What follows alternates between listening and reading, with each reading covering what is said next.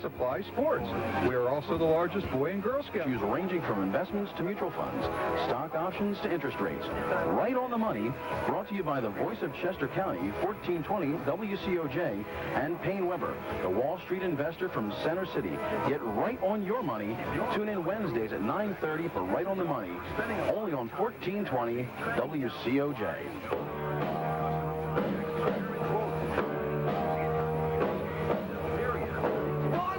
Here at Farrell Stadium on the South Campus of Westchester University. The Golden Rams have won the toss and deferred to the second half, so Bloomsburg will get the football first, and Westchester will be playing defense first. And we talked about Bloomsburg's offense, how so many players are back. Eric Miller, their quarterback.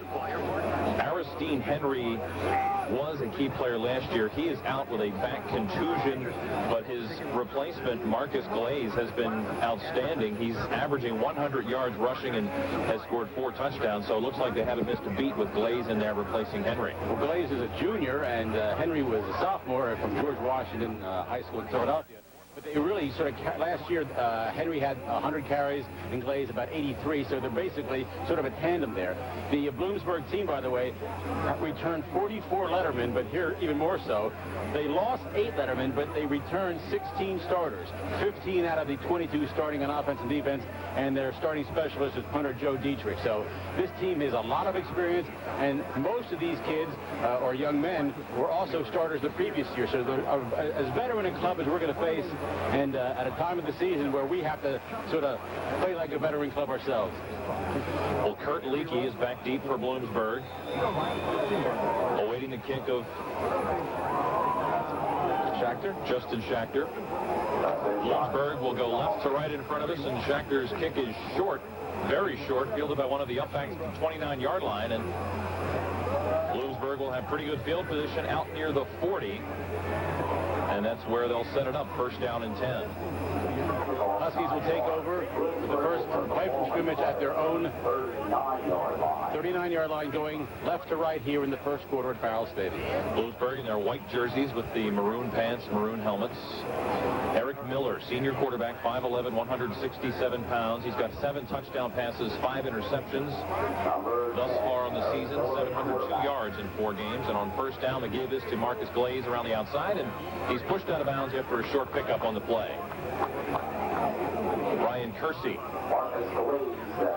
with the tackle pickup of 1 yard, so it's second down and 9. The flag at the right end of the stadium, right next to the scoreboard, is hanging straight down. There's absolutely no breeze here. And the first night game of this string of night games we've had, both here or Delaware last week, where on the opening kickoff, the sun really was gone for the day. Just a beautiful weekend as Miller back to throw it on second down and long. Incomplete. Right off the chest of Terrell Johnson. And it will be third down and long. And he was open, but the ball just got in too close and bounced off the shoulder pads. Third down and 9. Open and by himself in front of the Westchester bench on the right side of that formation. It would have been a 5-yard gain if he had been tackled right there, but it's going to go for naught, and it's going to be third and long. Third down, 9 to go for Bloomsburg. Rocco Forgione and Mike Lelko both come out to the near side on third down. Shotgun formation for the Huskies, and Eric Miller wants to throw. He looks, throws back across the grain, and the pass is complete at midfield to Forgione. Looked like he had dropped it after he started to run and then recovered it, so they're going to give it to him on a first down at the 50-yard line for Bloomsburg. Third and 9, and the Huskies pull off their first down of the football game. And the ball directly in the middle of the field around the WCU logo at the 50-yard line. Good job by Forgione to know how far he had to get and then get there. First down and 10 for Bloomsburg at midfield. Backs in the I formation on first down, and it's going to be Marcus Glaze up the middle. Glaze picks up about 7 on the play as he is taken down by Borshevitz. It'll be second down at about 3. The Golden Rams blitz from the right linebacker position that play. The ball was a handoff. I figured maybe they'd be throwing, but they ran to the right side of the center, And of course, the linebacker coming in from the left side, that's the left of the quarterback, Eric Miller. He was stopped even when he got through. The ball had been handed off, and a great run up the middle and a gain of about 7. 3 receivers to the left side on 2nd down and 7. Single setback is Gaze, and they'll give it to him up the middle. It's Marcus Glaze, and he's down across the 40 for another first down to the 37, taken down by Kersey. And Rasheem Reed also on the stop. Second first down is the Huskies of Bloomsburg University. Started on their own 39-yard line and have had moved the chains twice here in the first minute and 50 seconds. Johnson and Lelko out to the near side on first down and 10, and Doug Warner, the fullback, is a wing to the near side, and Glaze, the single setback behind Miller. They'll give it to Glaze on first down. He comes to the near side, picks up a couple of blocks. He's down across the 30 and down near the 25, and a nice pickup on first down. He's close to another first down, taken down by Paul Borshevitz. Paul Borshevitz wasn't the first to get to him, but as he came in from his free safety position in the middle of the field, he was able to get under the legs of the runner after some contact up high. Had not put him down, and another good gain. And this is I think it's a. Looks like the officials may want to measure this because it's on the near side of the field. But looks like they are going to bring in the chains. Give us a chance to take a look at the starters of the Bloomsburg offense. Sean Flucio and Jeff Smith are the tackles. Chris Mullen and Manny Henry are the guards. Matt Russell is the center. Brian Sullivan is the tight end. And the wide receivers, Jarrell Johnson and Mike Lelko. Lelko, the all-time leading receiver in Bloomsburg history, as the Huskies do pick up enough for the first down. Eric Miller, the senior quarterback, with Marcus Glaze, the tailback, and Doug Warner is the fullback. Had the opportunity about an hour ago right here in this press box to meet Mike Lelko's father. They're from Phillipsburg, New Jersey, and Mike's older brother also played for Danny Hale at Bloomsburg a couple of years earlier. First down for the Huskies. Lelko and Johnson go out to the far side. And again, Warner, the fullback, is a wing to the far side with Glaze, the single setback behind Miller. Just underway from Farrell Stadium. Miller on the draw to Glaze. He's down across the 20, and he's taken down there. It will be 2nd down and short, and Scott Cook, the defensive tackle, makes the stop. And generally speaking, you don't want your defensive tackle making a stop 6 or 7 yards downfield.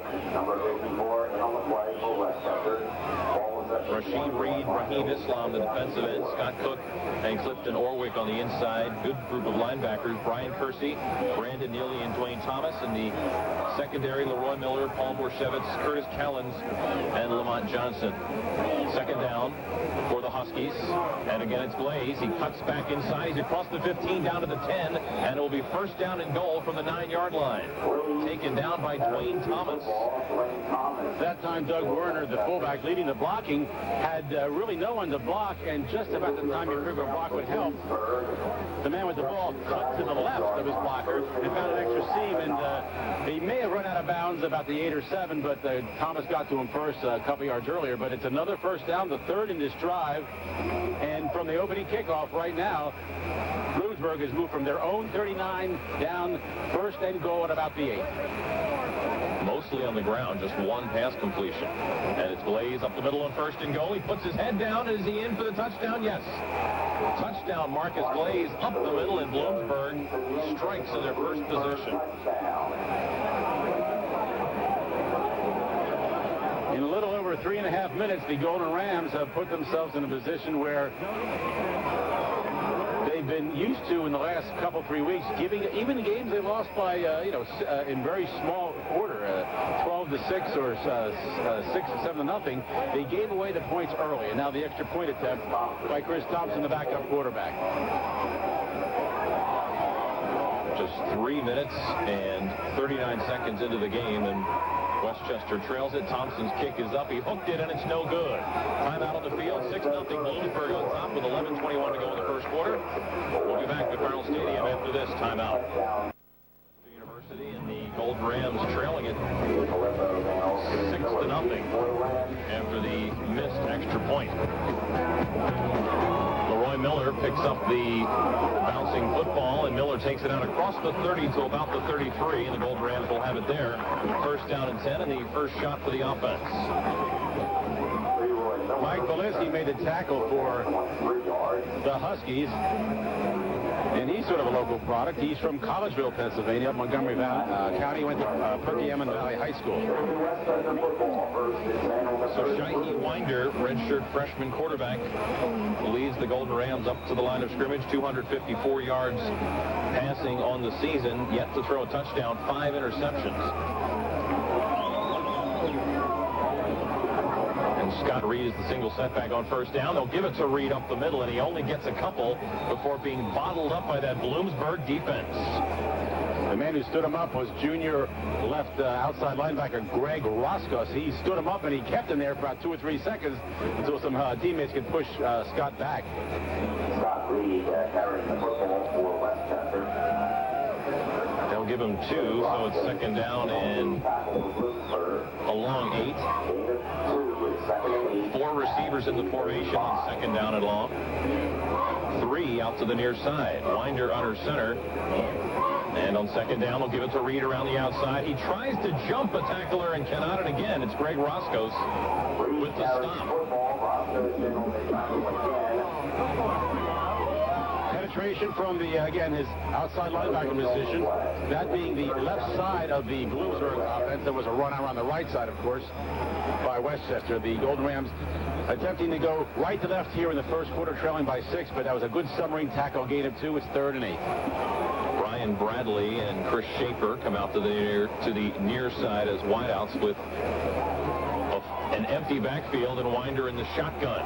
Winder looking, he's in big trouble already, and down he goes back at the 23-yard line, and that's right linebacker Matt Keys on the stop, the sack of Shahee Winder.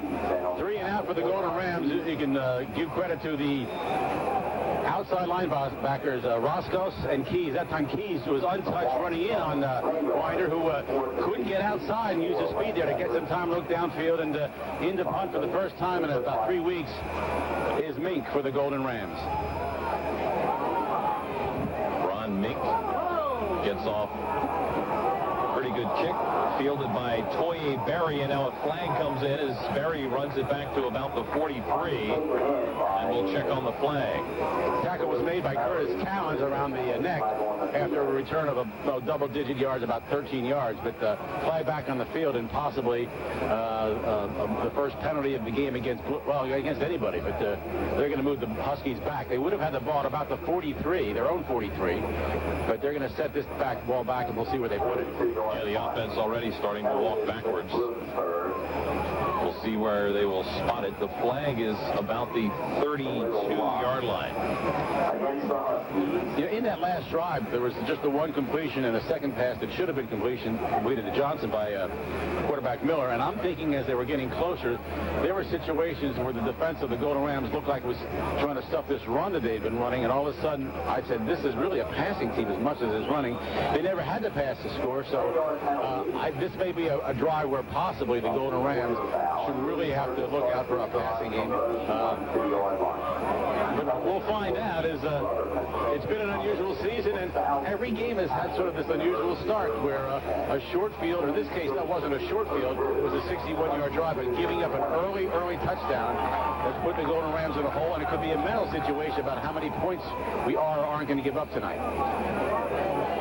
First down, it's Glaze. A flag comes in as Marcus Glaze jumps over tacklers and comes all the way out to the 34-yard line. Good individual effort by Marcus Glaze, finally taken down by Scott Cook. He was stopped theoretically for about a 3-yard gain on the far hash mark, and by the time 2 or 3 other Golden Rams got him down, he had first down yardage. But it looks like it's coming back because that flag was real early, and it's a legal procedure, I think, against the Huskies. So it nullifies what would have been about a 12-yard gain for Marcus Glaze. So it will be 1st and 15 from about the 17-yard line. 9:04 to play in the first quarter, and Bloomsburg leading it 6-0. So they've been 2 penalties in back-to-back plays against Bloomsburg, which has moved them from what would have been the beginning of this drive from the 43 back to the 23. And now with this 5-yard penalty, it'll be 1st and 15, about the 19.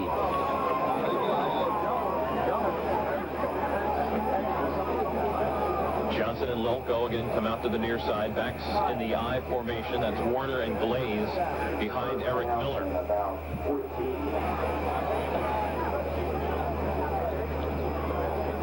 Give it to Glazer on the right-hand side, and Kersey is there for the stop along with Rasheem Reed.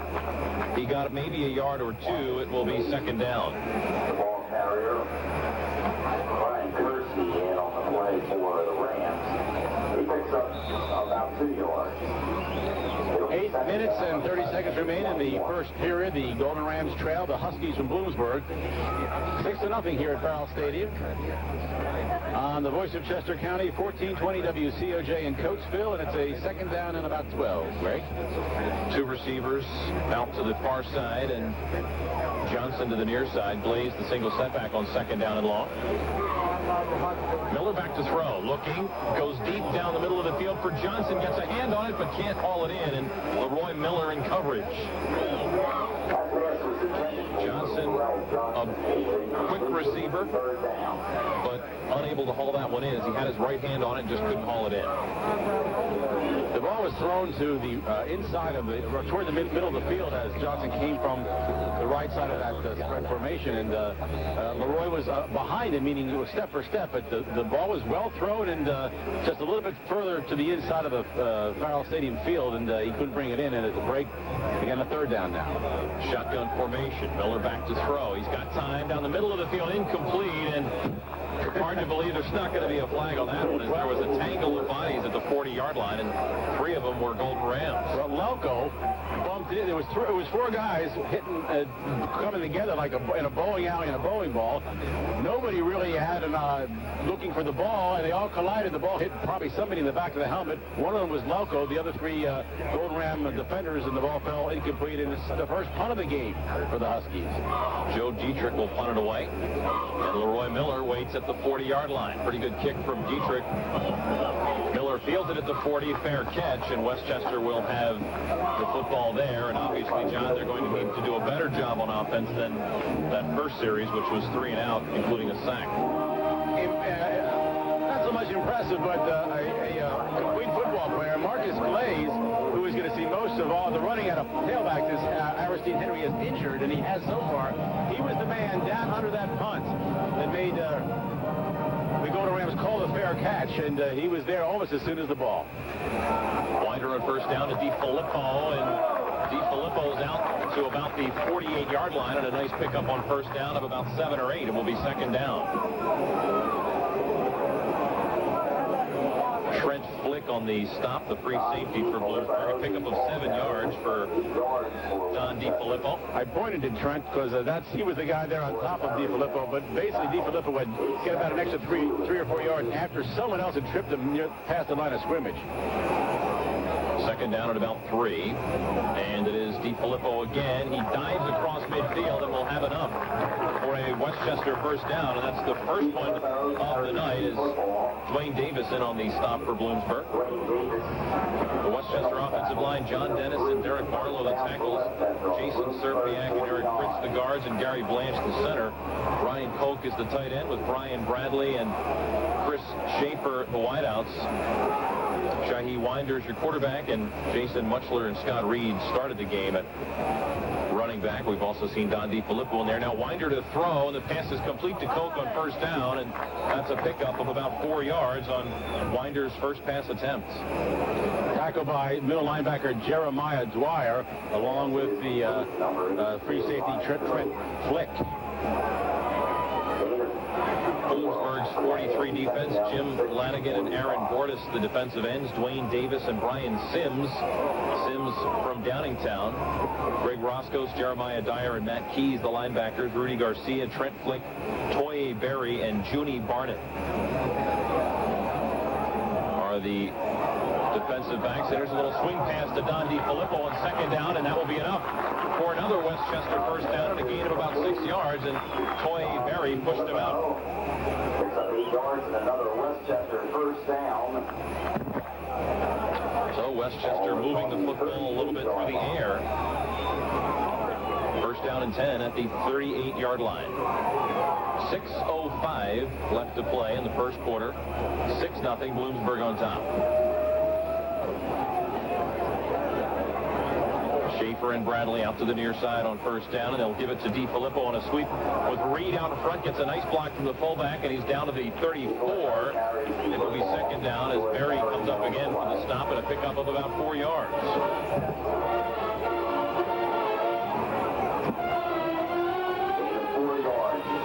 Mentioned Brian Sims, a graduate of Downingtown High School, played on the 96 state championship team. Fran Greger, also a member of that team, is on this Bloomsburg roster. Sims, one of the co-captains of this Bloomsburg team. Second down for Westchester, just inside the 35. A flag on the play as Winder looks to throw. Complete to Schaefer, and he'll be dragged down at the 29, but I think this one's coming back.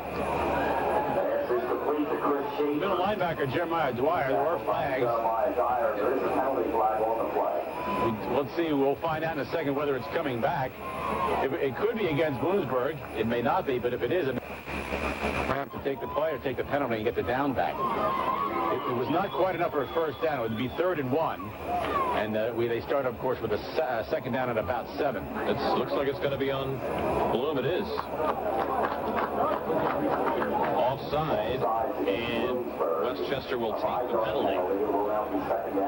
So it's second down at about 1 from just inside the 30. Well, Bloomsburg is leading on the scoreboard 6-0. They're also leading in penalties, which we don't mind, 3-0 in this first quarter.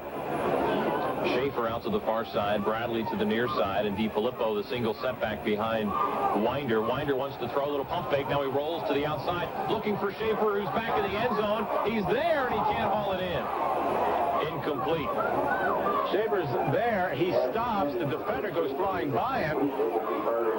Possibly a little bit of contact. The third person right there, the official, and he rightfully called no flag. And Schaefer wasn't really asking for one. I guess if Schaefer had known that his defender, Rudy Garcia, would be flying by him and he would be open, he could have stepped back into the lane and maybe caught it. But he figured there's going to be some contact, and all of a sudden the defender was gone and the ball was on the ground. Well, now it's 3rd down and a yard. Reed and DiFilippo in the eye behind Winder. Everybody bunched in tight. They're going to give it to DiFilippo. He fumbles. Scramble for it. I believe Koch's got it for Westchester. Brian Koch scrambling after that football on his hands and knees. And he has it for about a half a yard more than he could have still recovered that for not enough yardage. It's a first down yardage as well. That's a break that, to be quite honest, the Golden Rams haven't had a break like that all season. And I'll tell you, the play before, 3rd and 1, Daniels stuff, they go long. They take that shot at the end zone with that pass to Schaefer, and that's something this team really needs to get some confidence, even though it didn't work. Now a play like this where maybe they don't earn the first down, they get it 1st and 10 inside the 30. Something to get a spark going here. 1st down and 10 for Westchester at the 28-yard line. Winder rolling to the near side. Now he's going to run. He's down across the 25 and down to the 20. Or close to it before being taken down. So a nice pickup on first down on the scramble, and Junie Barnett on the stop for the Huskies. Also, Brian Sims came from the defensive tackle spot, and they're going to spot the ball just outside of the 20, so pick up about 8. That's what Winder can do for you when he gets out on the perimeter. He can use that quickness and turn upfield. 2nd down and a long 2. Backs in the I formation. Winder again rolling, wants to throw. Now he's under some pressure and he throws it away. So it will be 3rd down. Schaefer was out there at about the 17-yard line, but Shivey just threw it away at about the 10. In the direction of his receiver, so there's no question of intentional grounding. So it's going to be 2nd and a long 2. minutes, 10 seconds left to play in this first period. Bloomsburg 6-0. They took the opening kickoff down the field and scored, and Westchester now putting together a drive in their second possession. Bradley spread out to the far side, and Schaefer a wing to the near side. Backs in the I formation. Now Schaefer moves in motion.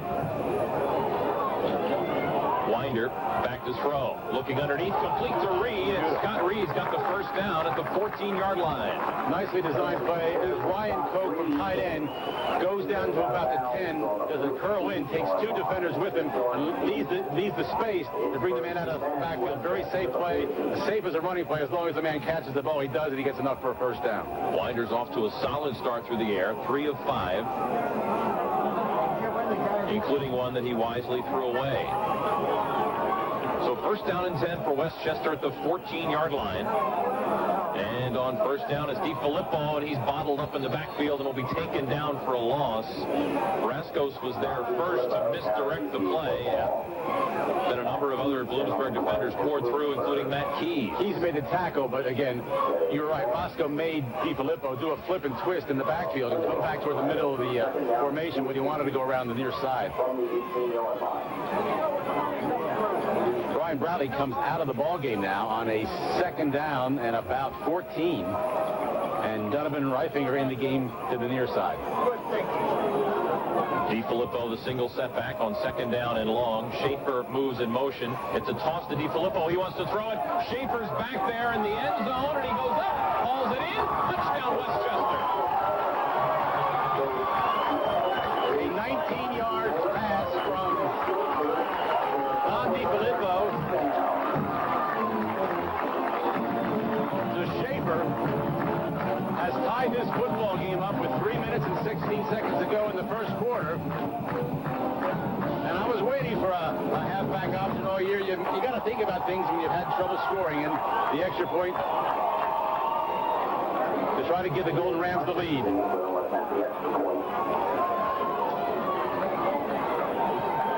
And it's good. Westchester leads at 7-6, and John, the bench is fired up. Now it's Ian Hutchinson, the freshman place kicker. 3:16 to go in the first quarter. Westchester leads at 7-6. We'll be back to Farrell here in this first quarter with 3:16 to go, and the Golden Rams lead at 7-6, and Ron Mink will kick off for the Golden Rams. And his kickoff would have gone out of bounds. That's a dumb play. Brian Stone grabbed it as it went out, and Bloomsburg will start at the 15, and I bet Danny Hale might have a thing or two to say to young Mr. Stone as he heads off the field. Well, maybe Mr. Stone, if he was a math major, this would work.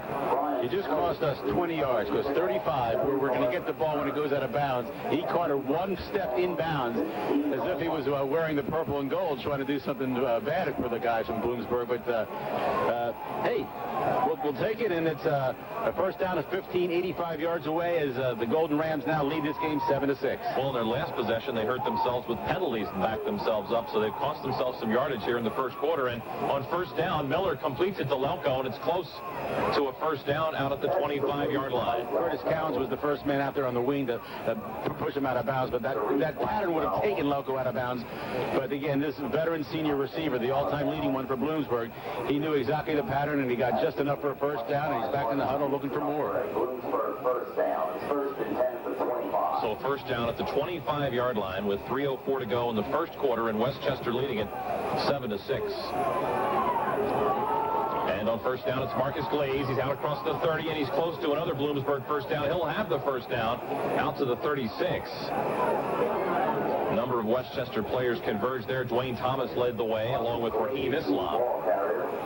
But a pickup of 11 yards and a first down. 11, another first down for Bloomsburg at the 36. Johnson and Lelko out to the far side on first down and 10. And on first down, they give up the middle. I believe that was Jamison McLaughlin. I don't think that was Glaze. No, it was Jamison McLaughlin, the sophomore.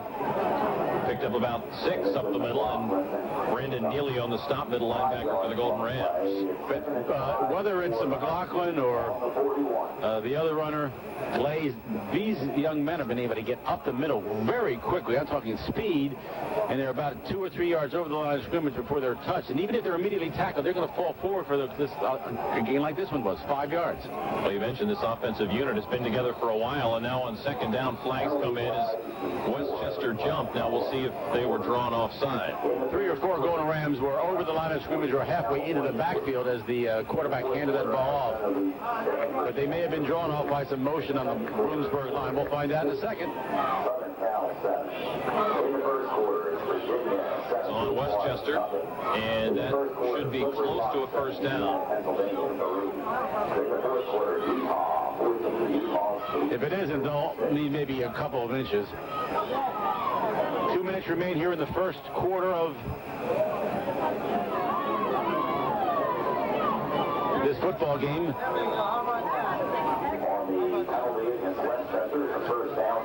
The Hall of Fame's induction is tomorrow at the Concordville Inn for the new Westchester University Athletic Hall of Fame. Of course, there's going to be some ceremonies here at halftime. We're going to try to bring as much as we can here from our location, the press box, as it's going to be taking place down on the field. Miller back to throw on first down to the tight end Sullivan, and it's going to be a first down at the 39-yard line. Ryan Sullivan, big senior tight end. And as we said before the broadcast, he probably has some friends and family here since he's a native of one county over from Montgomery County, from Collegeville, Pennsylvania. Pick up a 15 yards on the play and a first down for the Huskies. Miller is 3 of 6 for 35 yards here in this first quarter. 1:18 to go and running. And it's Glaze again on first down. He takes a couple of shots. He goes down at the 34-yard line. It looked like Rasheem Reed was the first one to hit him behind the line of scrimmage, and Leroy Miller finally got him down to the ground. Pick up of 3 yards on the play, so it's second down.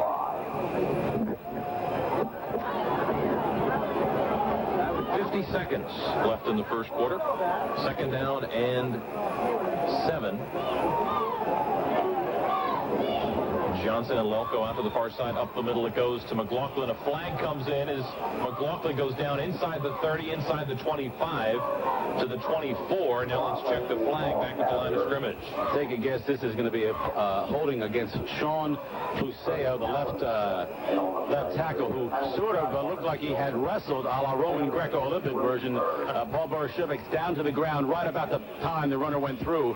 He had already made a good gain. That was already right about the first down stick, but that penalty is going to bring it back, and it's going to be another penalty, which again have been all Bloomsburg here.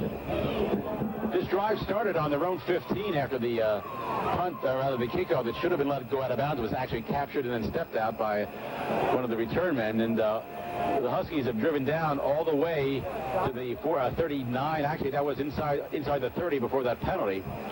So this team is driving again on the Golden Rams, and we have a half a minute to go. Probably one play left in the quarter, pending either a penalty or an incompletion that would stop the clock. Clifton Orwick has checked out of the game. He hobbled off the field and is being attended to, and Joe Manley replaced him. Shovel pass to Glaze, and Marcus Glaze takes it to the 32-yard line, and that's a pickup of about 11 yards. Dwayne Thomas on the stop for the Golden Rams. And that will be the final play of this first quarter. Joe Manley out on the play for the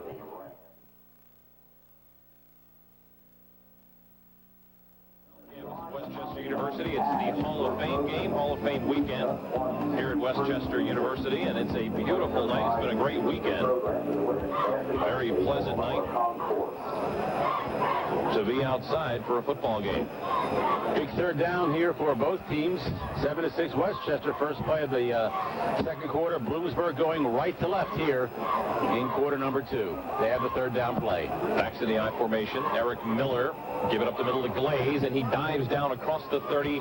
He's close to the first down. Depends on the spot. Well, he bounced to where he ended up with the ball was probably enough for the first down, but he did do a little bounce. We'll see where they put it down. Now, where the ball is now, it's like he bounced 3 times, and it's not even measurable. possibly it was somebody else other than the running back bouncing, but looked like someone with a football in his arm. So first down for Bloomsburg, just inside the 29. We'll call it the 28.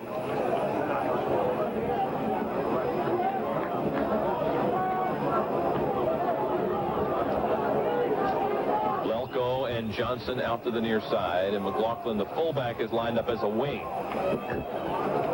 Miller on the draw to Glaze. He's across the 25 to the 20 and inside the 15 to the 13. Leroy Miller around his ankles there, but that's another Bloomsburg first down. I tell you, he was running from the center of the field toward the Westchester side at an angle on a slant. He was untouched until he was about 14 or 15 yards downfield.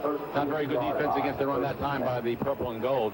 And it's another first down, and Bloomsburg is 13 yards away from committing you want to call it, you said, sir, committing an 85-yard drive against the Golden Rams, and we're getting the lead back.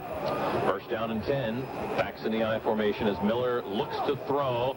Throws for the end zone. Is nearly intercepted and incomplete. In and out of the hands of Curtis Callens. Orashevich was there too, so there were two Golden Rams, but Callens had a better chance of catching the ball than the receiver, local, but incomplete at second down and 10. Marcus Glaze has 84 yards rushing already on 12 carries.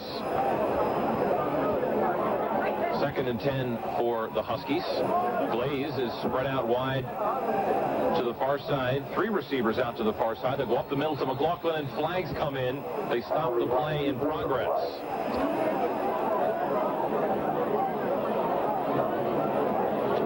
Ball is on the 12.5, 13-yard line, down to our left. And Bloomsburg has once again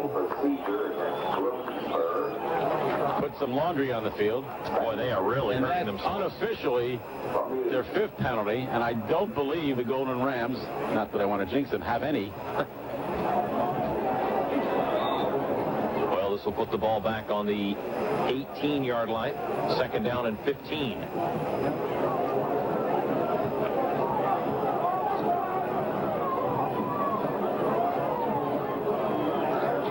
Forgione and Lelko out to the far side, and Johnson to the near side. Miller on the quarterback draw. I don't know if it was designed or not, but he only gets a yard or so before he's taken down. And it will be third down and long now for Bloomsburg. It was Rasheem Islam on the tackle. Miller carries the football. Rasheem Islam That happened so quickly and looked so herky-jerky, but there was nobody there for him to hand off to. Maybe somebody was supposed to be there, but he never looked like he was going to hand it off. But there was no blocking, which would normally take the defensive line to the outside, up the middle for a quarterback draw. So something just didn't work there for the Huskies. Shotgun on third down and long. Glaze is lined up right next to Miller, and now a flag comes in. I think I do believe it'll be against Bloomsburg, either one of the linemen or two of the wideouts to the far side.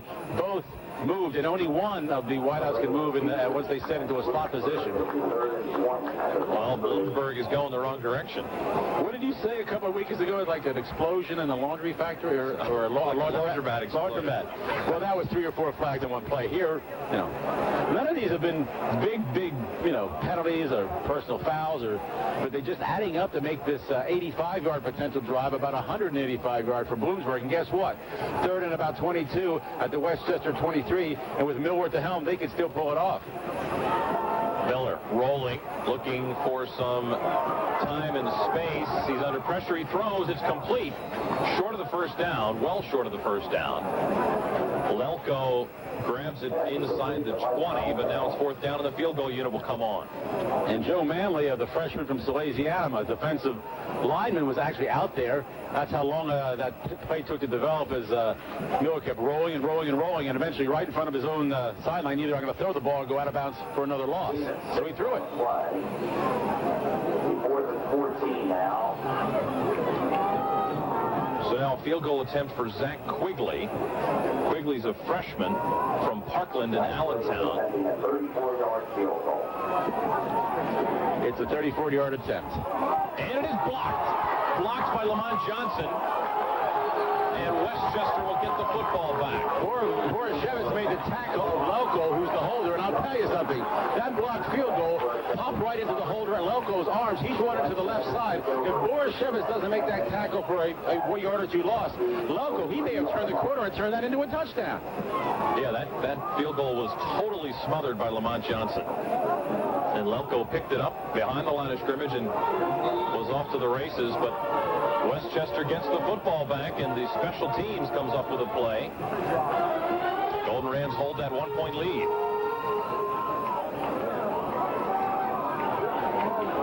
Winder on first down, little play action. Shea. Go to Joe Shea, and Shea's out near the 40-yard line, and that's a first down for Westchester. Mixing it up a little bit. Greg Roscoe's the outside linebacker, which is the right position if a running back takes a swing pass, gets more than first down yardage on the side of the field. The outside linebacker ought to be there, but he was there alone. There was nobody coming up from the pre-safety or cornerback position, but he stopped him one-on-one. But it's a first down, and the Golden Rams are near the 40. Muchler gets the carry on first down, and he'll get 2 yards out to the 41. That's his first carry of the night. Where's he been? Don DeFilippo early on was getting some action. He had 5 carries. Knowing the academics of this university, he probably had a late lab. Jack Orwig just checked into the game, replacing John Dennis on the offensive line. And we mentioned earlier, Clifton Orwick was out. He hobbled off. He's getting taped up, his ankle getting taped up on the trainer's table on the sideline, and looks like he will be able to return to action on the Westchester defense. Second down and 9. Winder back to throw. Now he looks, steps up, and will be taken down at the line of scrimmage. I believe Brian Sims was there for Bloomsburg, along with Jim Lanigan. It was Sims on the bottom of the pile. Winder carries the football. Brian Sims in on the back. As is usual, day game, night game, winning season, or not so far, the Farrell Stadium stands here on the home side are fairly well filled, which means there'll probably be a total crowd of somewhere from 48 to 5,600 people here tonight. It's a beautiful night out here. Winder back to throw on third and long. He's under more pressure, tries to get away. It's coming from all different angles, and down he goes. He made it back maybe to the line of scrimmage, and that's about it, as Jim Lanigan was there, and he was getting pressure from all different directions. Again, he often, Winder tries to break away from a potential sack by coming up the middle. He's smart enough to know, hey, all the pressure's from the outside. I go up the middle. In this case, sort of back-to-back plays, the middle was stuff too. Ron Mink will punt it away for Westchester. Ooh, big rush. It's high and kind of short. Takes a Westchester bounce, but out of bounds, and Bloomsburg will set up shop at their own 29-yard line. Got a 38, 39-yard punt from scrimmage in 10 minutes and 20 seconds. Remains second quarter. Westchester leads 7-6. Greg Milligan and John Rafal on the voice of Chester County, WCOJ. We've had wonderful weather this season. Sometimes I think, well, if the weather was a little bad, I'd rather be, 4-0. But then I'll have to build a dome stadium. Under the lights here at Farrell on first down. The give around the outside, and that's Marcus Glaze, and he gets a few. Actually, it was not Marcus Glaze. Solomon Melson gets the carry, the backup tailback. And he picks up about 6 yards before Mike O'Neill makes the stop. Football for Bloomsburg. Rasheen Reed in on the play for Westchester. 9:50 remaining in the first half, and Westchester still holding the 7-6 lead. 34. Terrell Johnson and Mike Lelko spread out wide to the far side. Single setback is Melson. He gets the delay, and he is popped at the line of scrimmage and taken down, and it's Rasheem Reed on the stop for Westchester. Nice delay draw, but Reed was in the backfield, 2 yards into the backfield. The runner was handed the ball about 5 yards, and the first person on the field to see him nearby was Mr. Reed. Put it to the turf pretty easily. They're going to give Melson a yard on that when he's out to the 35. So it's 3rd and 4 for the Huskies, and Melson the single setback. Miller rolling. Looks, throws, incomplete. It was in the hands of Melson, and Curtis Callens knocked it away. Good stick by Curtis Callens. And that brings up a punting situation. Now, Callens, even if the ball had been complete, had control of that player, was going to bring him down about a yard and a half short of a first down, but the incompletion brings up 4th at the 35-yard line. And Joe Dietrich will punt it away for Bloomsburg with Leroy Miller waiting back at his own 24-yard line. Pretty good punt. Fair catch called for by Miller at the 26. So Westchester takes over, first down and 10. Was that a 3-and-out for the defense? I think it was. Yes, it was. Something we think we're going to be seeing more of tonight and through the rest of the season. By the way, in games, Mansfield defeated Cheney 27-9. Shippensburg 55-0 over Lock Haven. Kutztown defeated Clarion 17-14. Edinburgh over Cal of Pennsylvania 17-14. And in the first quarter, Slippery Rock leads IUP 7-3. And Brett Terry gets a pass completion on first down from Winder. Picks up 5 or 6. It will be second down. And perhaps, John, the most exciting sack game of the day was Millersville and East Stroudsburg at Stroud. And Millersville wins it in overtime, 33-26. 7 on that play. It's second down and 3 for the Rams. So Brett Terry gets 7 on that play. His 5th catch of the season. Backs in the I formation on second down and about 3. Quick receiver screen to Schaefer, and he dives forward. Dangerous play. Maybe got a yard, as that ball seemed to take a long time getting there. Well, that was about a 20-yard pass in the air from where Winder threw it on the far side of the field to the near side to a naked, meaning he's out there all by himself, receiver Schaefer. But Rudy Garcia, he saw that pass before everybody else did, and he almost had a chance to step in front of it. He didn't get there in time. He did trip up Schaefer, so he only was able to stumble forward for another yard. But that could have been picked off for a touchdown easily. Third down and a long 2. Winder under center, back to throw, looking, pump fakes, pulls it back down. Now he's going to run, dodges one tackler and goes down at the 35. The ball comes out after he hit the ground. Not enough for the first down, and Westchester will have to punt. So we're exchanging a 3-and-out situation here when would have liked to kept the offense back on the field because the Shippensburg defense had just only had 3 plays of their own to rest. Winder, the last couple of times he's dropped back to throw, hasn't had a whole lot of time. He's been scrambling around, with the exception of the completion to Brett Terry. Mink nearly blocked, bumped into, and the flag comes in.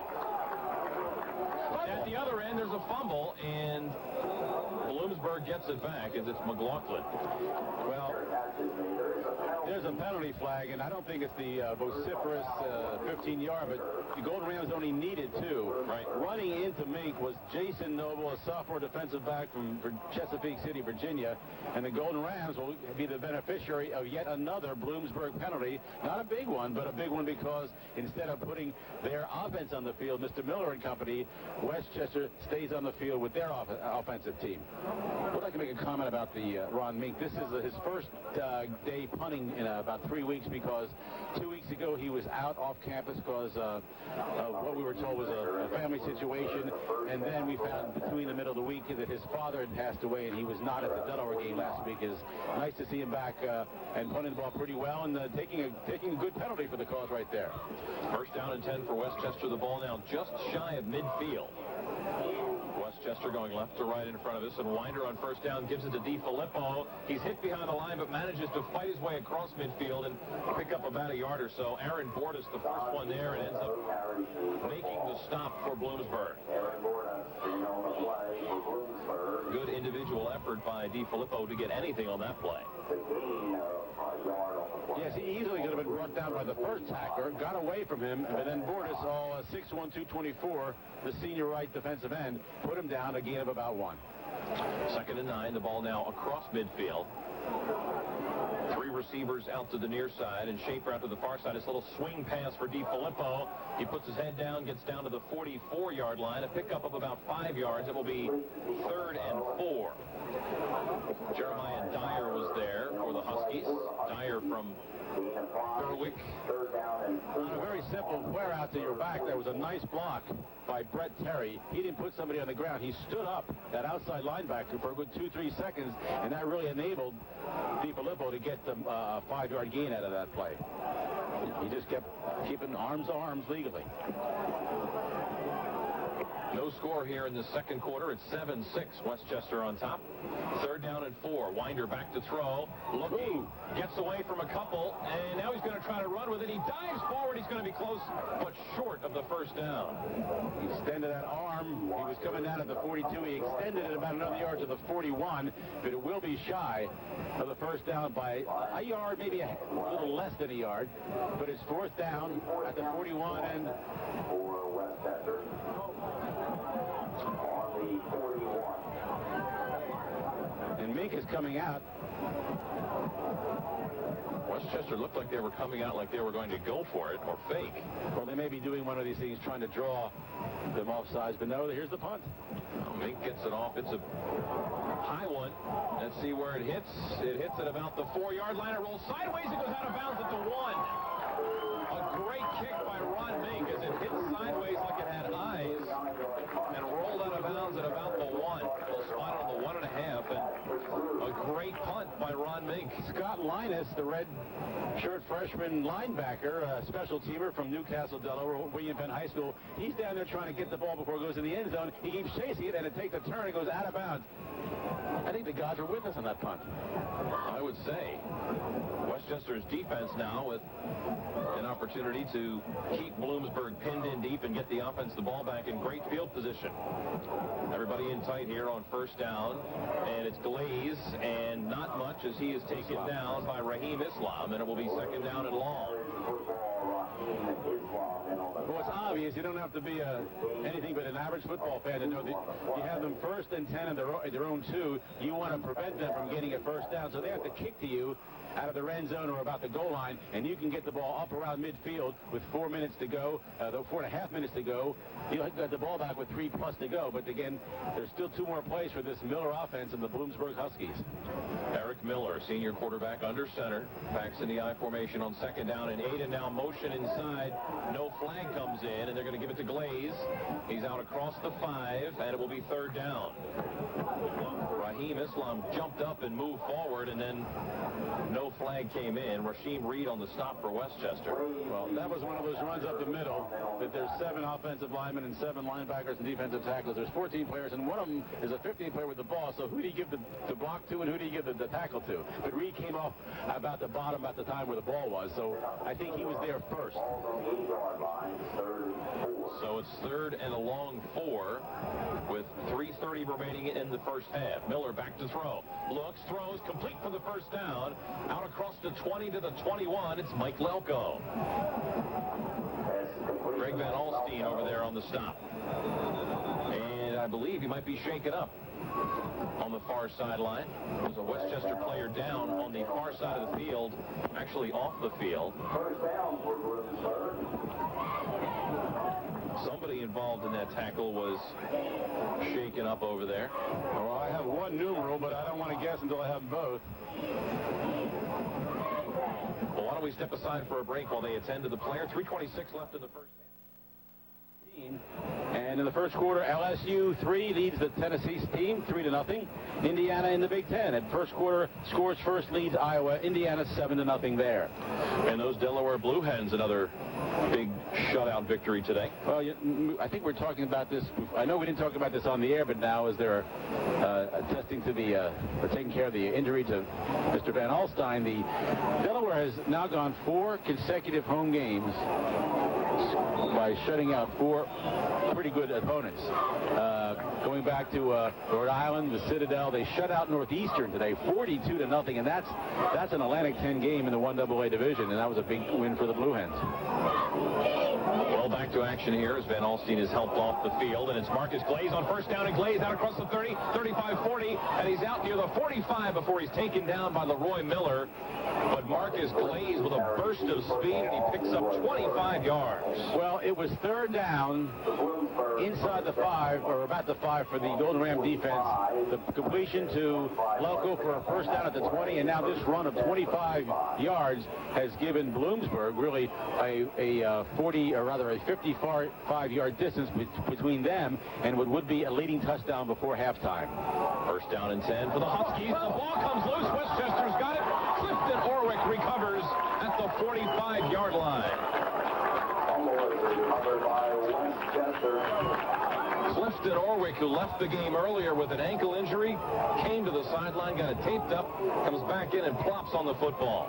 Recovered by number 68. And I suppose that may be the first time that the sophomore from Dallastown, Pennsylvania, had a chance to actually really put his hands on a ball in a football game. Rarity for a defensive tackle to have a chance to do that. And now it's at the 45-yard line, 45 yards away for the Golden Rams. Well, Westchester's defense gets the turnover maybe a little later than they would have hoped, but they've got it anyway. And on first down, the pass is complete to Ryan Koch down near the first down marker at the 35. Toye Berry on the stop for the Huskies, and Westchester is close to another first down, but not quite, about a half a yard short. First turnover of the football game? Yes, sir. See if the Gold Rams can take advantage. 2:30 remaining in the first half, and Westchester with their full complement of 3 timeouts. Backs in the I formation on second down and short behind Winder. They'll give it to Muchler, and he's got the first down. He's down to about the 34-yard line. Just his second carry of the night. Carries the football for the Westchester first down. Jeremiah Dyer and Zach Mears in on the stop for the Huskies. The ball at the 34-yard line, first down and 10. Winder, a solid first half, really, John, throwing the football. He's 8 of 10, and the one touchdown pass came from his tailback, Don DiFilippo, who threw it to Chris Schaefer.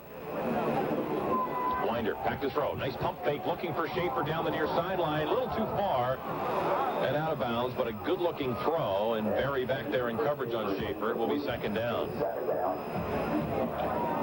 A little too long, and even if it wasn't, it was a little to the, not only the wrong side, but even if Schaefer was able to turn around, that turning around motion would have put him out of bounds, probably into the sand pit for the triple jump.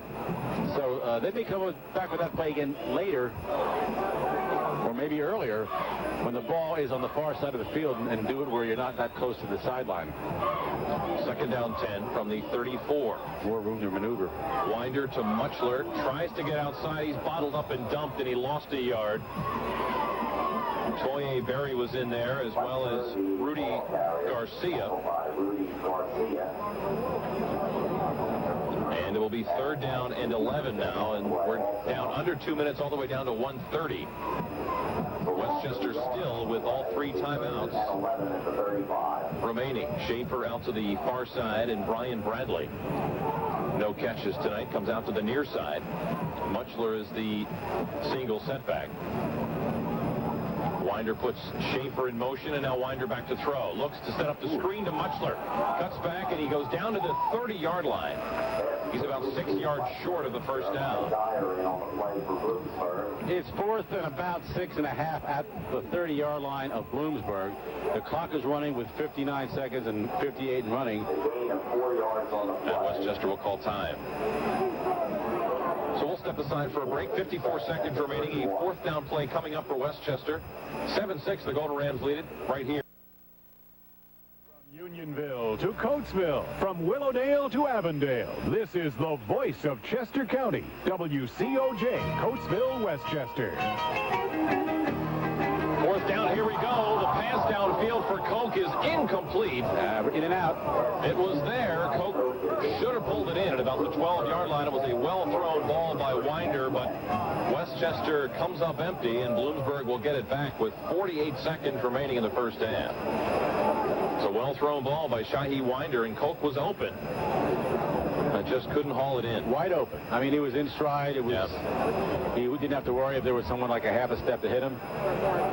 He probably was, running with it before he had it.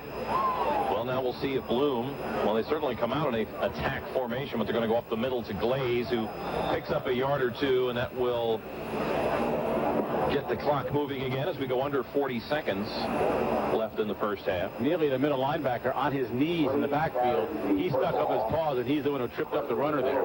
Gain of about 2. And Bloom, with timeouts to use, aren't using them.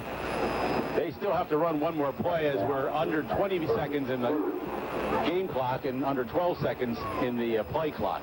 And incidentally, Penn State did win that game today. Final score 22-20, so the Nittany Lions get a win. When we were kids, we used to hear about the race. And this is Glaze on second down. He's going to have the first down, and that will stop the clock briefly out at the 42-yard line. And now Eddie Hale could call timeout just to stop the clock. They will. And throw a Hail Mary. Yep, that's exactly what they'll do. They'll take a shot from the 43, their own 43.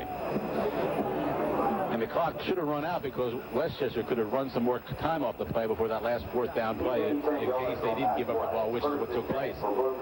We'll see if it cost them because 3 seconds to go. Last time it was 3 seconds left in, or 2 or 3 or 4 seconds left in a quarter in a Westchester football game. The pass was intercepted and run back 97 yards. We could use one of those right now. And there's no fog here tonight. That's right. 3 in the second quarter. Bowling Green 12, Penn State 3. So anyway, back standing at his own 27-yard line, even during this timeout, is James McCullough, the redshirt freshman free safety. Borshevitz is there. Cowens and Curtis Cowens and Leroy Miller are also a good 25 yards off the line of scrimmage. The ball at the 43 on this last play, pending a penalty of the first half. Well, they're going to give it to Glaze up the middle on a draw, and he picks up about 10 more or so to pad the stats, but that's it for the first half as Westchester does lead it at halftime, John. 7-6. They led 7-6 after one quarter, and they scoreless second quarter, so at least they're playing better and they're in this football game, and that's got to make them feel better as they go into the locker room. With a lead. Right. Which is the norm for Westchester football over the 80 years of the program, and I think we're going to start a new tradition here right here with this game on September 30th, year 2000.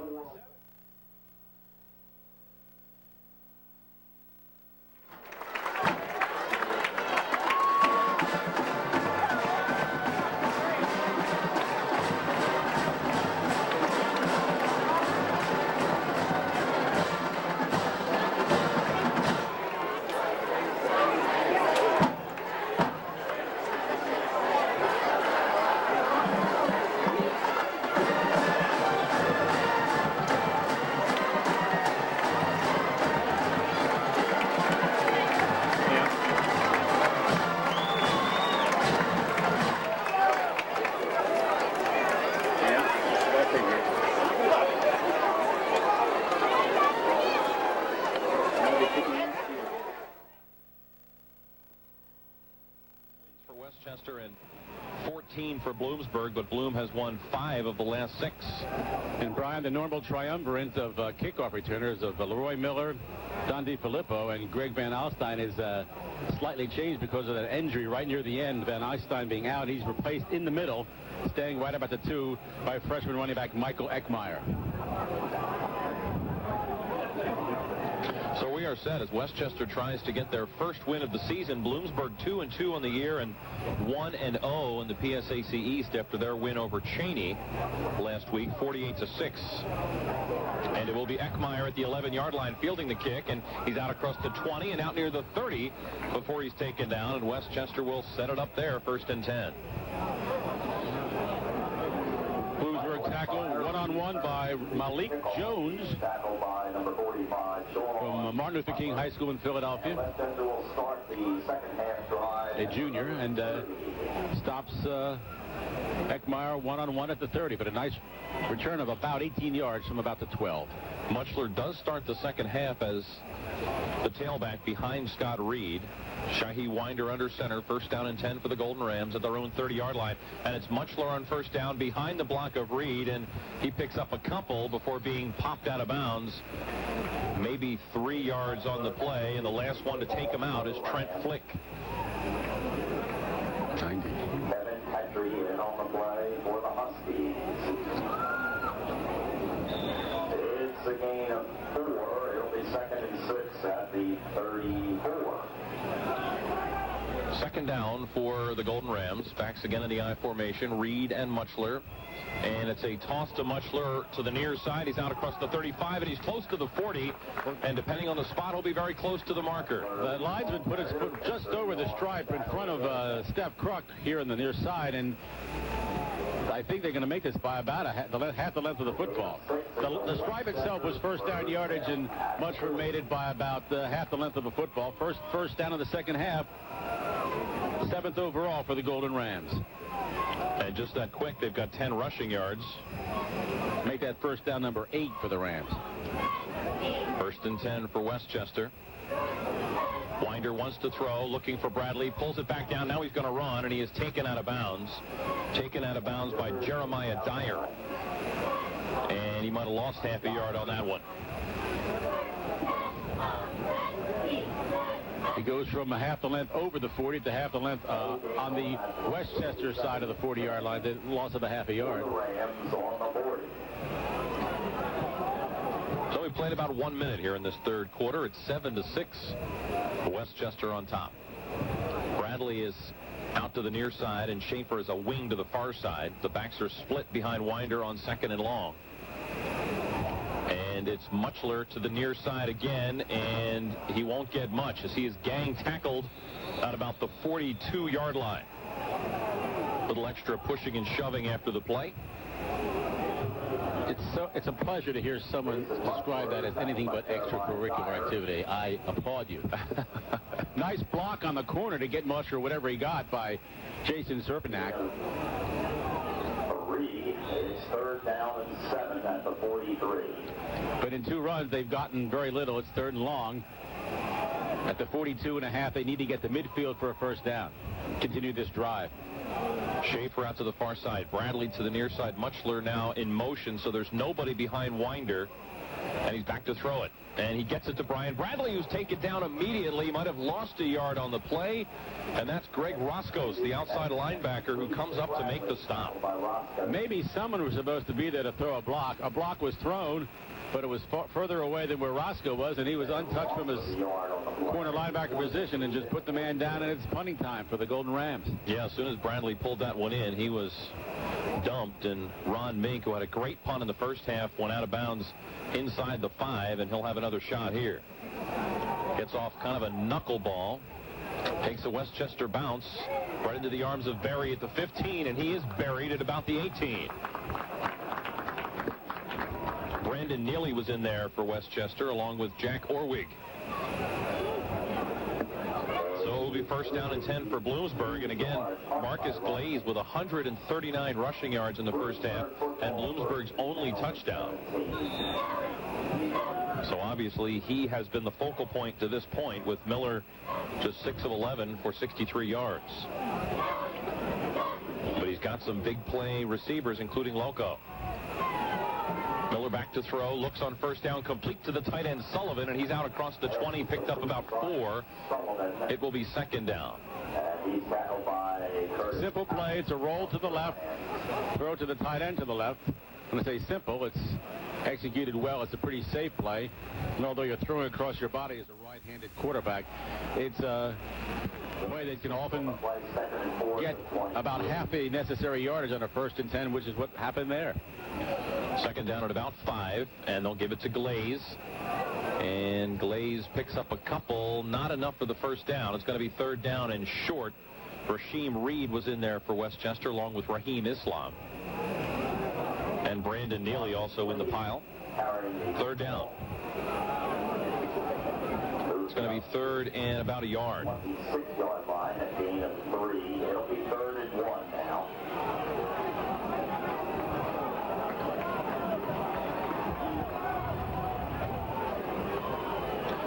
down and 1. Backs in the I formation. It's McLaughlin and Glaze, and it's going to be Glaze. And he's going to be close. I don't think he's going to get that one, John, as the Westchester defense bottled him up. He may have gotten to the 26, was just about where the original line of scrimmage, and on third and less than a yard.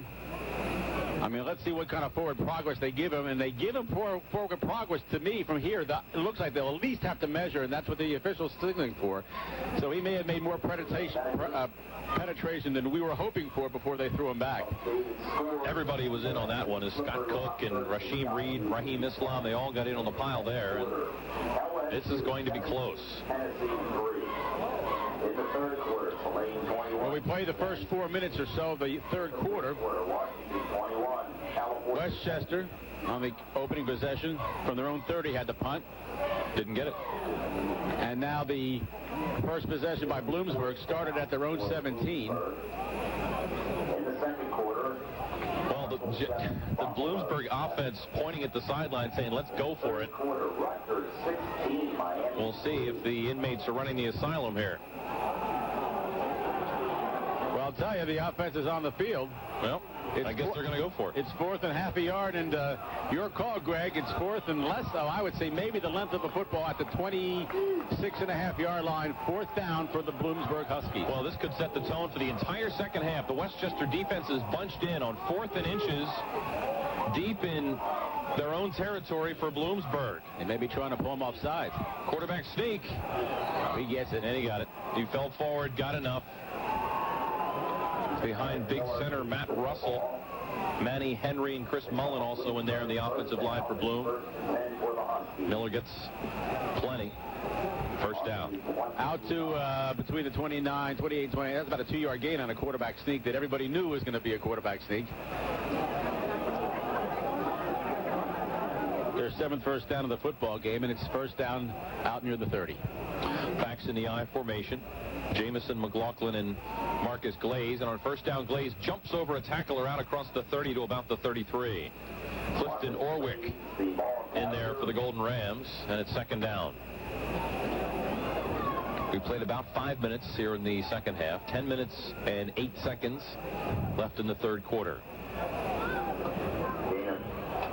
Glaze picked up 4 on first down, so we'll call it 2nd and 6. And Lelko out to the far side and Johnson to the near side. Backs in the I formation behind senior quarterback Eric Miller. Miller wants to throw, looks for Johnson. It's complete, and he breaks away from a tackler. He's across midfield to the 40, still on his feet, 35-30, 25-20. It's a foot race down the far sideline, and Johnson's going to be taken down inside the 5-yard line. Good hustle by Westchester to keep trying, but it's a big play for the Huskies. A slant from the 29-yard line, a gain of about maybe about 13 or 14 yards, and then I won't call it a missed tackle, just sort of a slip about a 43-yard line. I think it was Dwayne Thomas. I'm not sure. It was either Thomas or Kersey, and then going from the near side, slanting across the way, Loco used his speed and his guile, and he came within a yard of putting that in the end zone. It's first and goal inside the 2. So the first reception of the night for Terrell Johnson, and just like that, Miller doubles his passing total. And now a quarterback sneak. No signal yet from the officials. Touchdown. The official on the far sideline says touchdown as he walks in, and Bloomsburg takes the lead back.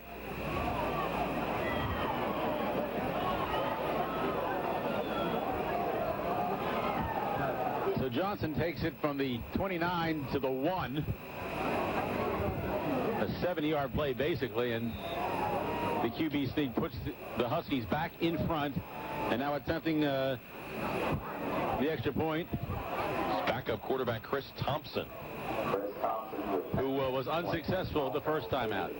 Interesting that they're not going for 2 here to try to get that missed extra point back.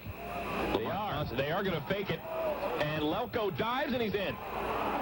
So the fake works, and it's 14-7. Bloomsburg on top with 9:31 to go in the third quarter, and we'll return to Farrell Stadium after this timeout. Listen every morning for the world's oldest continuously broadcast news program, the CBS World News.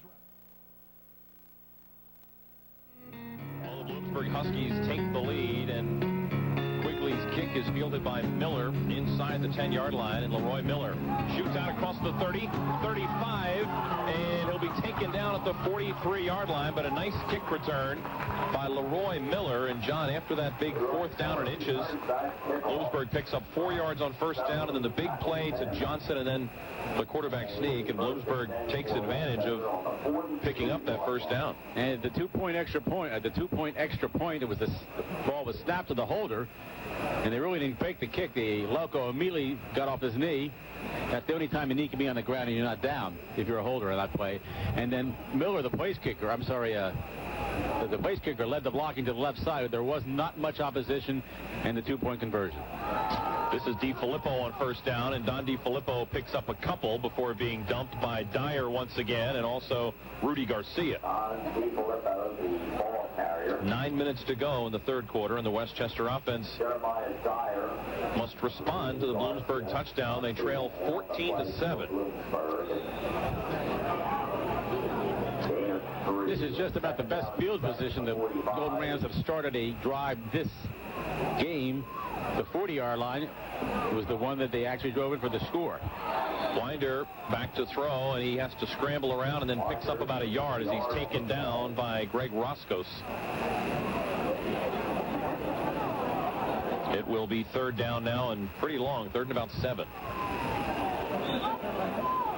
3rd down and 7. Hate to say it, but one thing you don't want to do after giving up a long scoring drive, the first possession of the second half, is to give it back to Bloomsburg quickly. But if this 3rd down isn't maneuvered, that's exactly what may happen. Winder calling the signals. Back to throw. He's got a little time. Throws too hard. Intercepted by Berry, Toye Berry at the 45-yard line, and that one was just thrown a little too hard. Bounced off some shoulder pads. Brian Bradley and also Scott Reed had a chance with it, and Scott Reed ended up making the tackle on Toye Berry. Pass was not misthrown. It hit the right shoulder pad of the runner, of the receiver, going near side across the middle slant, so the left shoulder would have been actually better to catch it. A little bit behind it, but it pops up in the air, and a couple of the defenders could have picked it up, and it was Berry who did, and it's a turnover. First turnover of the game for the Golden Rams, but Bloomsburg has it back a lot further upfield than after a Ming punt would have put them. 1st down and 10 at the 45-yard line. Backs in the I formation, and it's Glazer on the left-hand side, and he's got some running room. He's going to have the 1st down and more. He's into Westchester territory and is taken out at about the 38-yard line. He's pushed out of bounds. Lamont Johnson finishes the play, but a big 1st down, and John, all of a sudden Westchester is back on their heels a little bit. Well, this is what happened in a couple of the games. Now, this is still just a 2-1 game, 14-7. But if you continue to have the purple and gold defense out there a lot, 2/3 of the time, you wear down. First half, time of possession was basically within 15 seconds equal, 15 minutes apiece. So far in this second half, not so. Miller back to throw, looks, steps up in the pocket. Now he's under pressure, and he's taken down. Taken down by Brandon Neely, the sophomore middle linebacker. And Raheem Islam a little slow in getting up. We'll see if he stays in the game. He will stay in the game. He signals, but they're going to send him out anyway. He wanted to stay in, and Jake Walker will replace him. So a loss of about 5 for Eric Miller on the sack by Neely. 2nd and 15 now from the Westchester 44-yard line. 3 receivers to the far side as Miller on the draw to Glaze, and he'll be taken down near the original line of scrimmage. Neely and Orwick led the charge for Westchester on that one, and it will be 3rd down and about 10, maybe 9.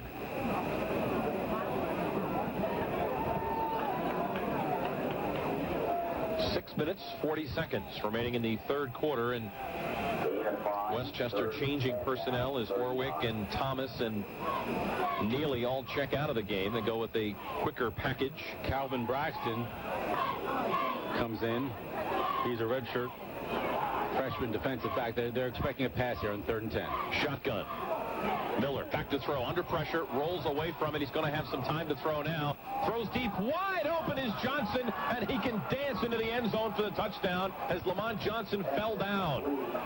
Slipped at about the 12, and Johnson Terrell wins that, and he gets 6 more points, and that's just unfortunate because they were the only 2 fellas down that end of the field. But after running away from a nice rush out of the shotgun, Eric Miller shows why he's the senior leader of this football team. He just waited for his split end to clear, and a little slip there, and it gave 5 yards and no chance defensively for the Golden Rams, and it's now a 20-7 game. Lamont Johnson slipped and fell, and Terrell Johnson was wide open. And now Chris Thompson for the extra point. It's 20-7 now, Bloomsburg on top.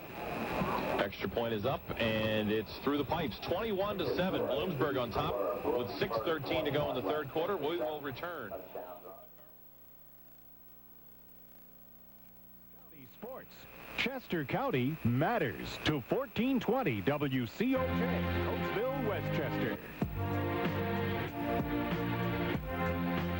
Back to action here at Farrell Stadium as Leroy Miller gets the kickoff and takes it out to the 30-yard line. Some late flags come in, and we have a penalty. It's against the Golden Rams. It was after that. Well, after Miller had gone past and been tackled at about the 34, but sort of an unnecessary block in the back, I believe, down around the 26 or 7. I think this will move the Golden Rams inside their 20. So in the span of 3 minutes and 18 seconds, Bloomsburg scores 2 touchdowns, and they took a 7-6 deficit and turned it into a 21-7 lead. And all of that after the big 4th and inches play where Danny Hale decided to go for it and got it deep in his own territory, and that really could end up being the pivotal play of the game, as Bloomsburg has taken charge since then. 2 big plays from Terrell Johnson, Miller to Johnson. One set up the touchdown, and the other was a touchdown. 2 possessions this third quarter for Bloomsburg. An 83-yard drive, and the last one a 55-yard drive. The penalty on Westchester takes the ball all the way back to the 13-yard line. So 1st and 10 for the Golden Rams there with 6:02 to go in the third. Backs in the eye behind Winder, and on 1st down it's Muchler, and this is a pretty good run. It's about an 8-yard gain, and he fumbles, but he hit the ground first, so it's 2nd down, and Toye Berry was right there. 2nd down. That's the kind of running we've seen the last year and a half from Muchler, but not playing in the first half. We don't know why. That's a guy who's big enough to have been the tight end whose number he wears, but that was basically off right tackle up the middle by a guy that big. But once he gets up ahead of steam, he's pretty speedy. He's not going to cut well, but he runs over people. Muchler on 2nd down. This time he's bottled up, and it's Greg Roscoe's leading the way for Bloomsburg. Got into the backfield and slowed the play down, and it's 3rd down, a loss on the play of about 2.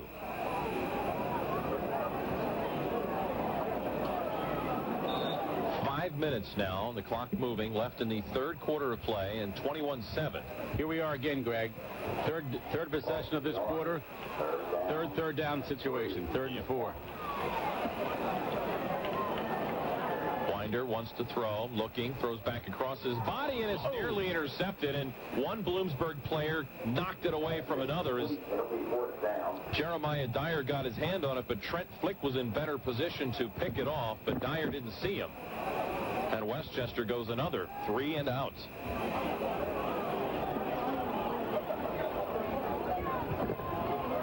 Nine offensive plays in 3 series in the second half, and simple math shows you 3 and out, 3 and out, 3 and out.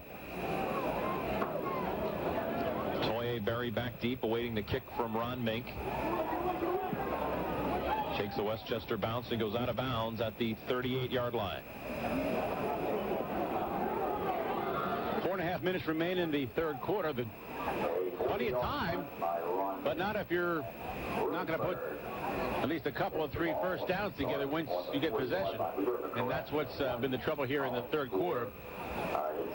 On the other hand, Bloomsburg, whether they had a 55-yard field to traverse or an 87 or 83-yard field, they've been able to do it. A couple of really big plays, the pass to Johnson and the unfortunate slip by our Lamont Johnson for another touchdown. 3 receivers out to the far side. McLaughlin, the single setback, is Miller. Shovel pass, incomplete. That's an incomplete pass. Everybody always thinks that's a fumble, but it's an incomplete pass. It was pounced on by freshman guard Chris Mullen for Bloomsburg. Waiting to say his name all night. I don't think that's the guy with the crew coat with the Indiana Pacers. I always wondered what he did before the season started. I guess he didn't play football at St. John's. He has some eligibility.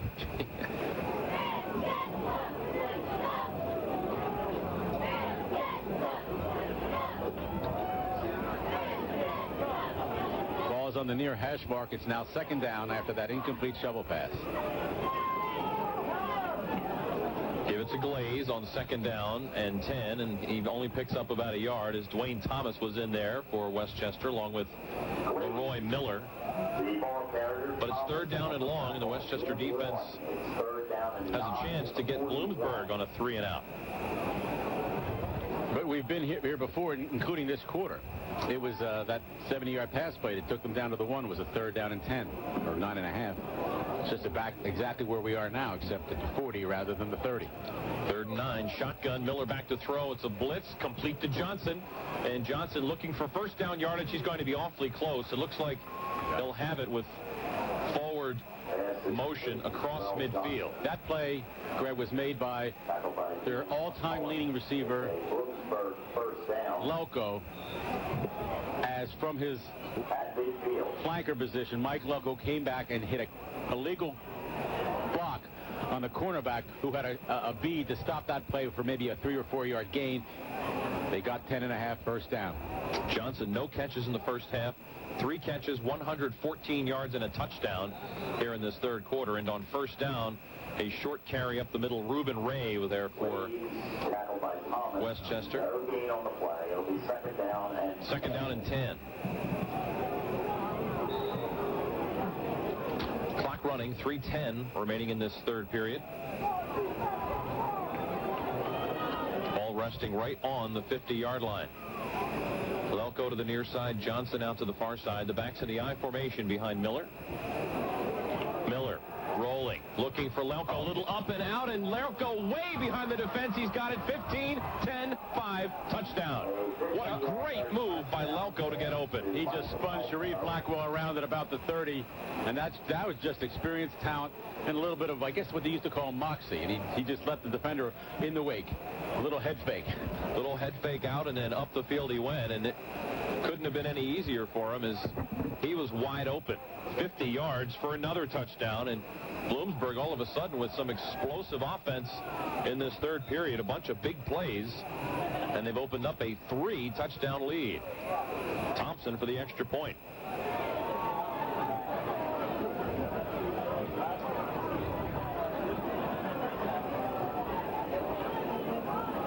Touchdowns in less than 7 minutes. The extra point's good, and Bloomsburg is up 28-7 with 2:50 to go. There's a timeout on the field in the 3rd quarter. Bloomsburg leads at 28-7. We'll come back to Farrell Stadium after this timeout.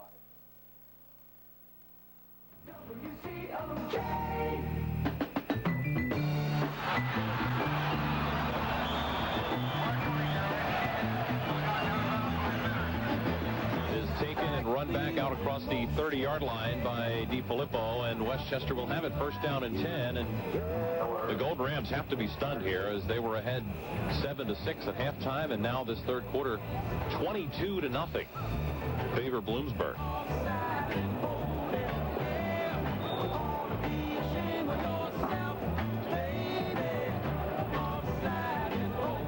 Down and 10 for Westchester. Schaefer out to the far side. Bradley to the near side.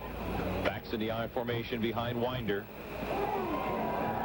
Winder back to throw. Looking down the middle of the field. Now he fires for Schaefer on the far side. Incomplete. He had Terry down the middle of the field and Bradley on the near side. Everybody just went straight down the field. Lights kind of flicker and get a little darker here. Or is it just me? No, the scoreboard blew out too. Well, I'm not into omens, but it can't. We must have lost some lights. I don't know, whatever candle power is, I think they term, we've lost probably a good, 25 to 30% of the power of the field lights here at the stadium. Now And the scoreboard. Now the officials are just conversing. Because now the play clock is still there. In other words, the 25 seconds to get a playoff. But the referee is now going to both benches. Under rules, they will tell both Danny Hale and Rick Daniels that they're going to be keeping the time on the field until the electrical department here at the university or PICO, whatever happened. Beautiful night, not a cloud in the sky. Well, maybe now it's dark, we can't tell, but the wind, as we said before the game started, the flag is hanging limp at near the scoreboard, so there's no bad weather. So this wasn't a lightning storm anywhere. No, somebody must have put on a hairdryer somewhere. I've been at this stadium with the violent lightning storms. It was when the lights were on, and it did blow them out. But not maybe this is some kind of break now that it's a little bit now getting closer to the kinds of vision we had last week at Delaware, but that's because it was such a foggy night that the lights just sort of drifted onto the field through a mist and fog. But the officials are still conversing amongst themselves. Well, there's enough light to play. Yes. I mean, this is still brighter than most high school football games in URI broadcast. The scoreboard now is starting to make a recovery. The time is up there, 2:31. The score is up there. Unfortunately, at the moment. Second down, and back to you, Greg. Well, we will pick up the action here. Second down and 10, and DiFilippo gets the carry, and he gets out to about the 34-yard line, maybe a pickup of 2. So it's second down and 8 after the tackle by Dyer.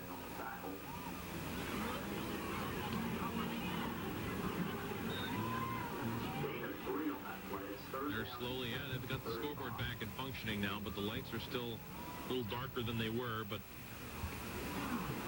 we can muddle through here. It's what they say, we've lost some pixels off our screen. Winder is hit from behind, and the ball pops loose, but still loose. Oh, no. At best, this is going to be 4th down for the Golden Rams, 4th and 13, but this may have been, and they're still fighting for it at the 29-yard line. That was a blindside hit. You can't blame Shaheed Winder for that fumble because it came in from his back from the left side to the right. He's looking to the right, and it's a Bloomsburg football, and it's another turnover. Second turnover for the Golden Rams in Bloomsburg. This is one thing that hasn't happened tonight till now, a real short field. They take over, going to mark this just at the 30-yard line. Well, after a fairly solid first half of play, things have come unraveled here in the third quarter for Westchester. 22 points scored by Bloom, and they're looking for more here inside the 30-yard line with 1:47 to go.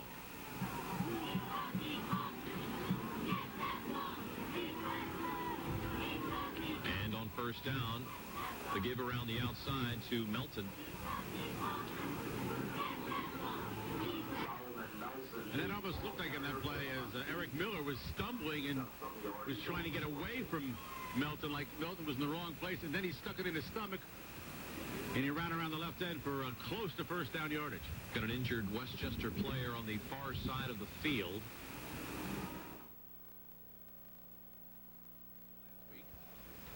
The Chester native is coming off the field under his own power.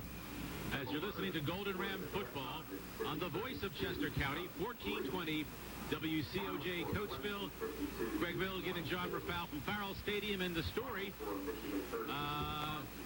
although not as quite as severe as last week, the Golden Rams trailed this football game 28-7 and have given up 3 touchdowns in the lead in about a 6-minute period here in the third quarter. Doug Warner gets his first carry of the day on second down and short, and he will pick up enough for a Bloomsburg first down.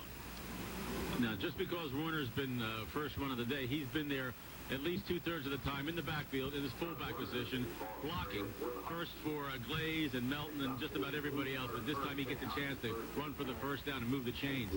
Well, he's doing something right with Glaze with 164 yards rushing. The offensive line and the fullback Warner have done a nice job opening up holes tonight for Glaze. First and 10. Miller, little reverse to Johnson. And Terrell Johnson has some running room. He's inside the 15, and he's going to have a first down. inside the 10-yard line to about the 8. You maybe saw me pointing my finger to Reuben Ray's name on the spotting chart. That was such a good fake by Miller, it threw me off. Now, maybe it's because the lights are a little dim here, but also my age and my eyeglasses. Reuben Ray kept trying to tackle a guy who said, fine, because the ball's 20 yards on the other side of the field. That was a terrific fake by Miller.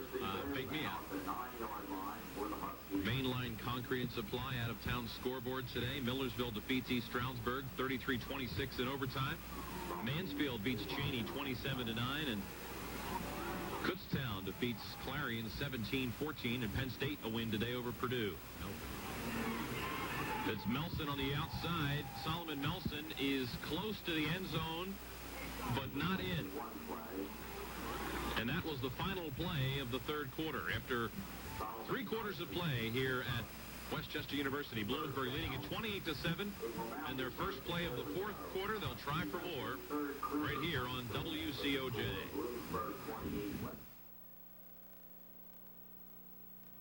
down and 1 to go as Westchester led at halftime 7-6, and now as we start the final stanza, 28-7, and Bloomsburg just 2 yards away from making it 35. What happened? The middle goes Melson, and he's in for the touchdown, or excuse me, it is Warner. Touchdown Bloomsburg, and it's 34-7.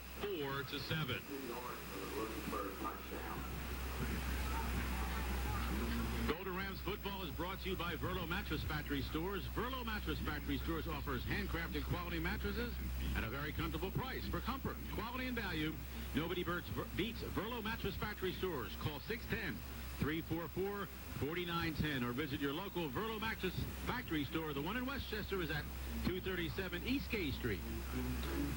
Thompson for the extra point.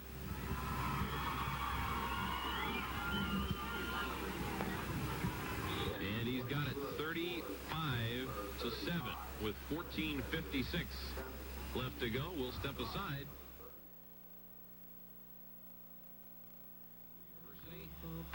Bloomsburg Huskies have taken charge here of this one. They lead 35-7.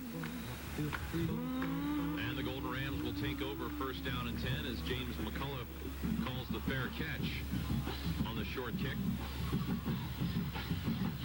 Boy, 35-7, 4 unanswered touchdowns in the second half by Bloomsburg. Elapsed time, 9 minutes and 36 seconds. Yep. 9:32 for that first touchdown and 4 seconds into the fourth quarter. Westchester will start this drive at the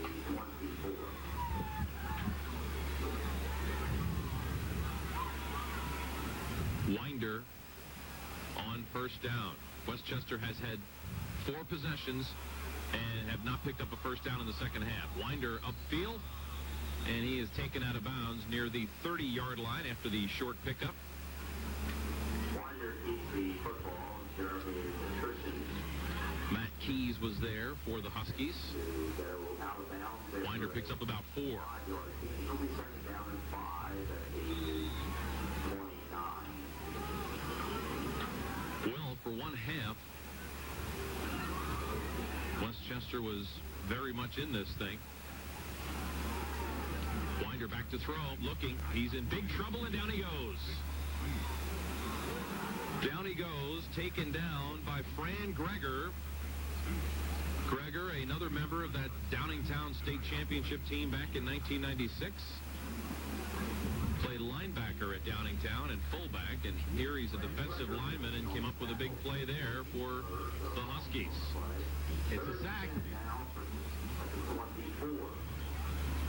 So 3rd and 10.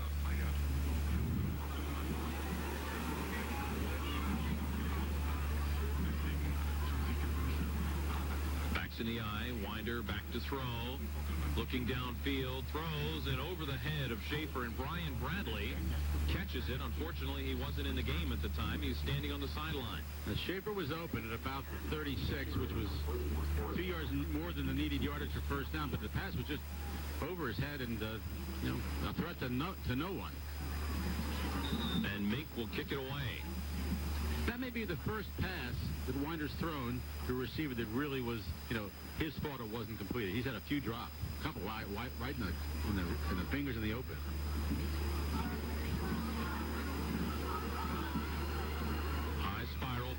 Terrian fumbled, and he gets it back at the 36-yard line.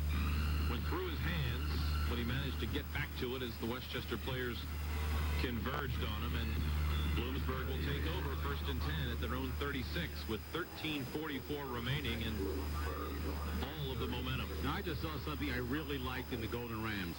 Anthony Gallup, whose name maybe we haven't mentioned, he's running down under those punts this season. He's a freshman defensive back, hasn't seen the action during a scrimmage as far as this ball being snapped from Harrisburg, Pennsylvania. He pounded his fist in that ground. He was the only purple shirt down there with 3 white shirts trying to get that fumble. He really didn't have a chance for it, but he was there trying. Well, that's what you want to see, certainly, when it gets to be this kind of a game. You want to see that effort continue, and now Melson gets the carry, and he's across midfield down to the 41-yard line. Curtis Callens with the stop. First touch, 20-plus yards over the line of scrimmage. And Solomon Melson picks up 24 yards, and Chris Thompson now in the game at quarterback for Bloomsburg. Thompson, a junior, 5'9", 180 pounds, from Mannheim Central. And flag comes in behind the Bloomsburg offense. Illegal substitution. Next week, Westchester will be at Mansfield. Mansfield defeated Cheney today, 27-9. Just down the road at O'Shield Stevenson Stadium.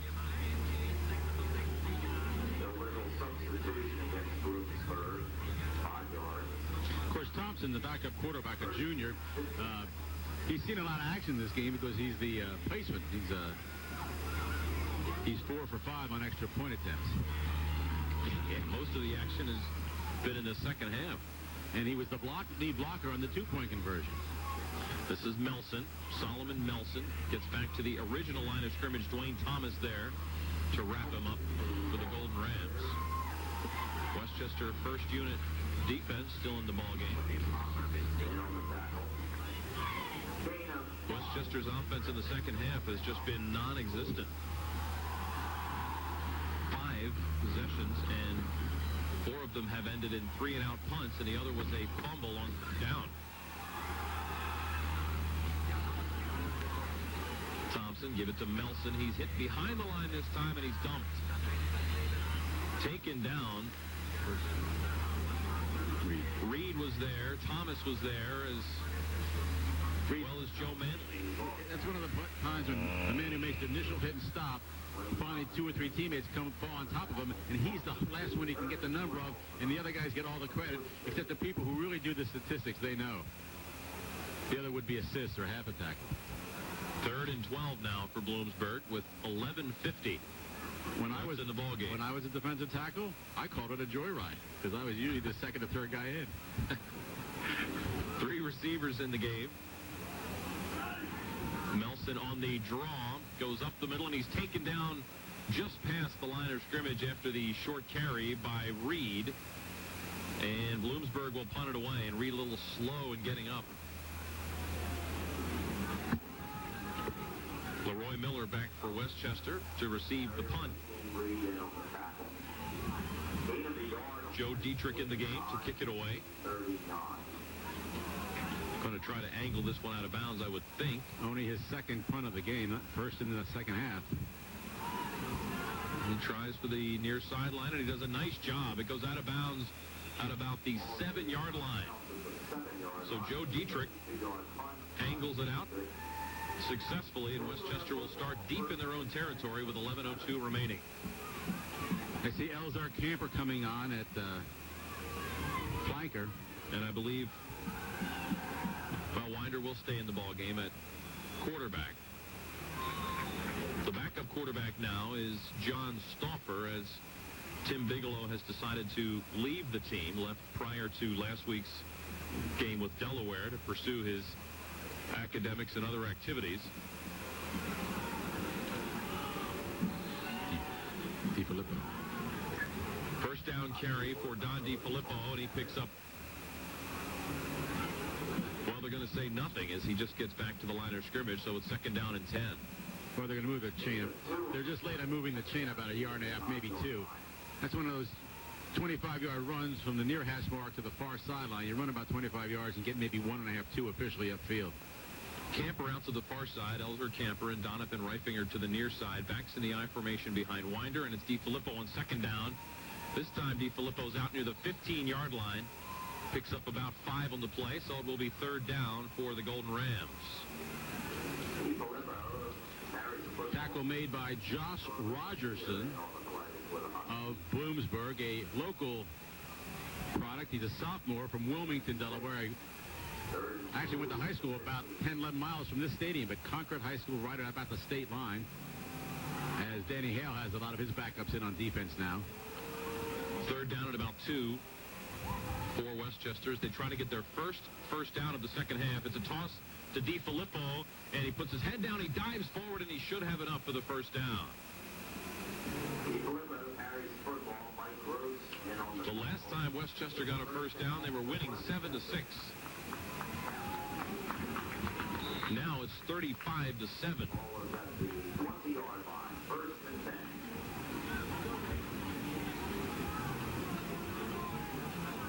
Clock running. 9:25 remaining. Winder on first down, rolls out, looking, throws deep for Reifinger, and it's incomplete. Incomplete. Back there covering was Brian Stone. Second and 10.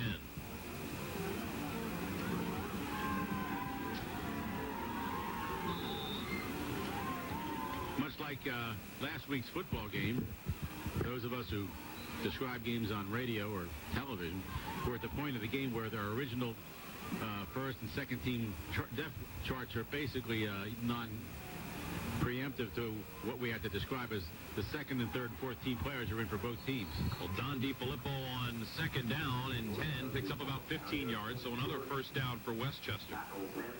Ken Jordan on the tackle. Of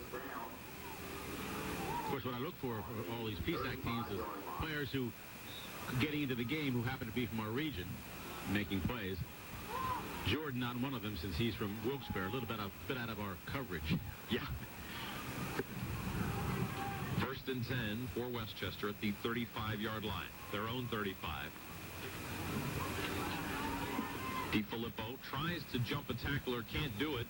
It's Jeremiah Dyer back in the game at middle linebacker. Well, sometimes they don't take all starters or experienced players out. They leave a few of them in there to sort of mingle with all those clean uniform shirts. Well, Westchester will go on the road the next 2 weeks. They will visit Mansfield and then Kutztown.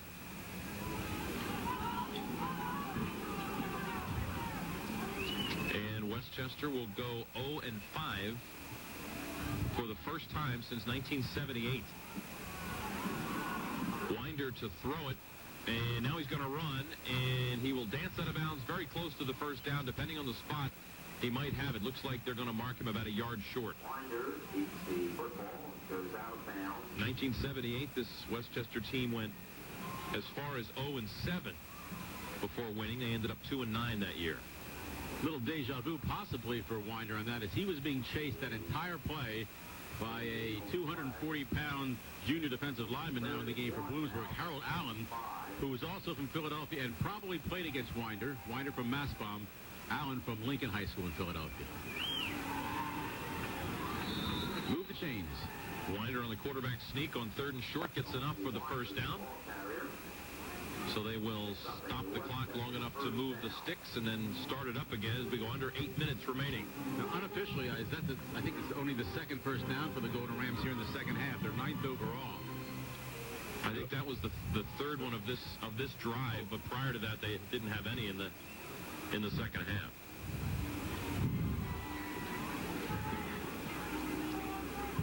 First and 10, Westchester. DiFilippo gets the carry, and he only gets a yard or two. He's bottled up and dumped a number of players in on the tackle, among them Derek Williams. DiFilippo carries the football. Sean Butler in on the play for the Huskies. 8-2. Second down and 8. Last year, this game between these two teams at Bloomsburg ended up 35-17 Westchester. We're hoping the Golden Rams can score here and have a chance to at least even, if not better, that score on the wrong end, of course, here tonight. Winder looking, and he throws it away as he was running out of real estate. Winder now 1 of 7 passing in the second half, and that one completion was to Brian Bradley for a loss of a yard. Big difference from the first half when, as we said at halftime, Johnny had a pretty solid first half, 9 of 13 for 58 yards. That's pretty solid, made some good decisions on the passes that were incomplete, and then in the second half, he hasn't been able to get anything going. Well, most of the time when he hasn't rolled out, he's been pressured enough to end up running up the middle all night, and whether he's clamped on by the by the defensive linebackers. Rolling out, he gets tired doing this all night long. 3rd and long. Reifinger gets the short reception and picks up about 4 yards. It will be 4th and maybe 3 or 4. First catch of the night for Reifinger. The Rams have just moved into Husky territory at the Bloomsburg 47, but it's 4th and 4. 4th and 4 to try to keep this drive alive with 6.5 minutes to go. Well, Mink's going to punt it. Mink will punt, and back deep is Kurt Leakey. Ooh, Mink gets off a beauty.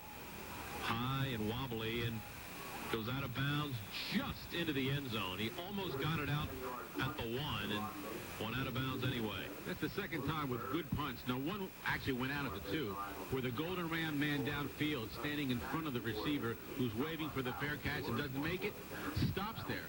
But the receiver knows the ball's going over his head 10 yards. We have to learn how to turn around and see where that ball is so we can go down and play defense and keep it from going over the line.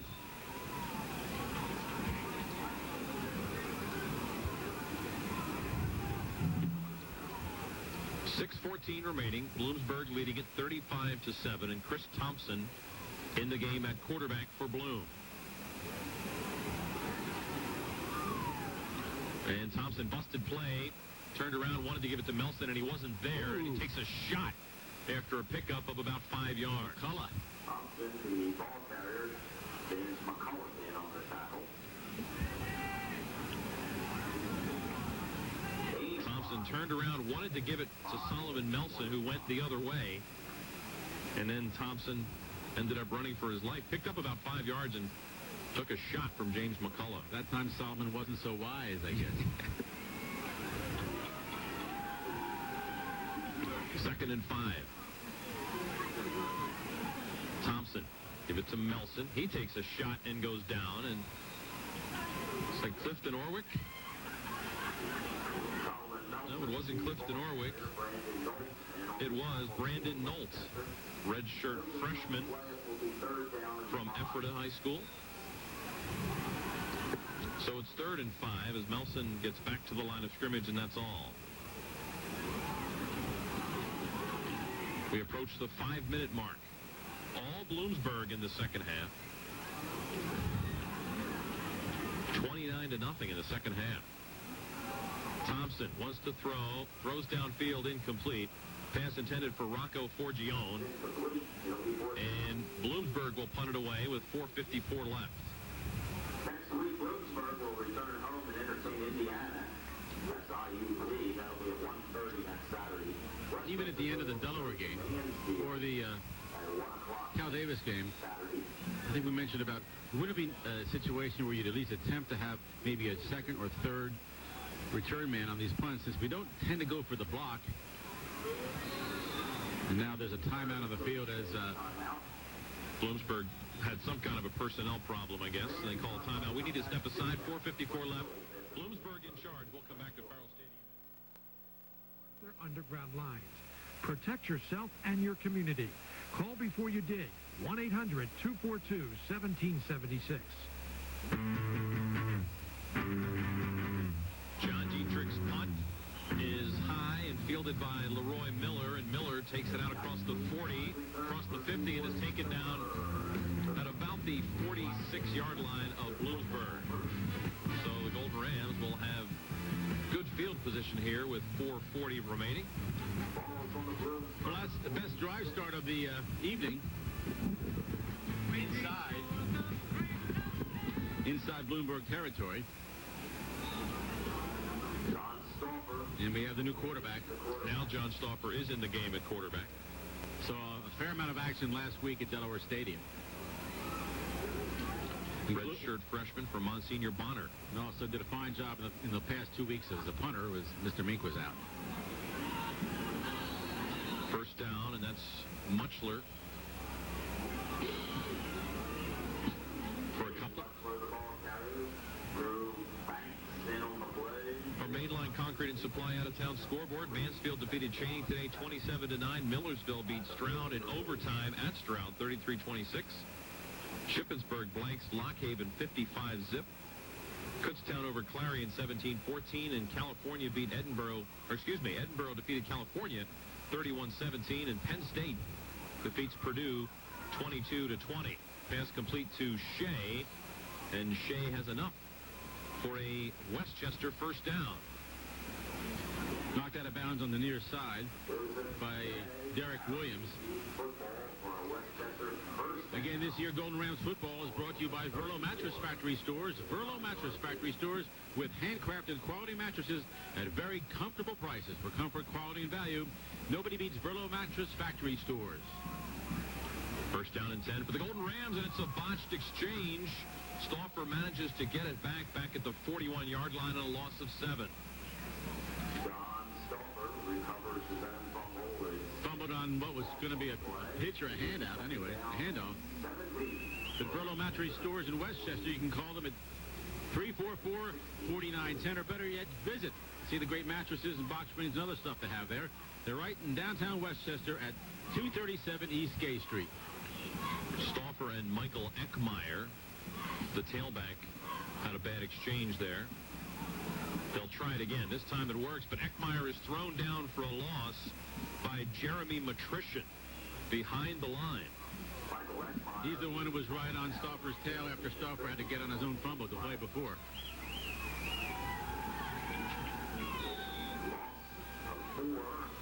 Matrician from up in Coal Country in Mahanoy area school district.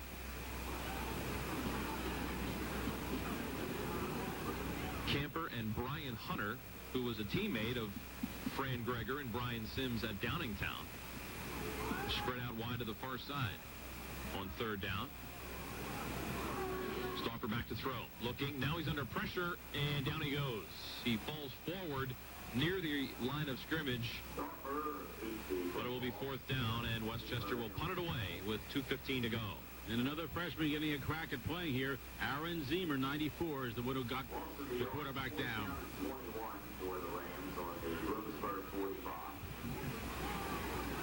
So Ron Mink will punt again. I really thought at halftime, John, we were going to have a good game here down to the end. It looked like both teams were playing pretty well, and then the bottom fell out for Westchester. There again, we stopped.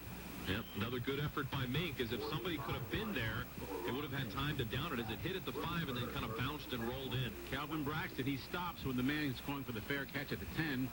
Well, you can't touch him after he calls the fair catch. Look up, see where the ball is. Run behind it between him and the goal line. Yeah, race to the goal line and then turn around and look. That's the third time that's happened this game. Once we were lucky the ball took a bounce and went out at the 2, but it's not going to affect this game. But this is the thing the coaches will see on film and coach these young men to, your job is to stay between the ball and the goal line. That's what Mr. Mink's trying to do, is bring it down between the 10 and the 5. 1:43 remaining. Willie Green gets his first carry and picks up a couple of yards.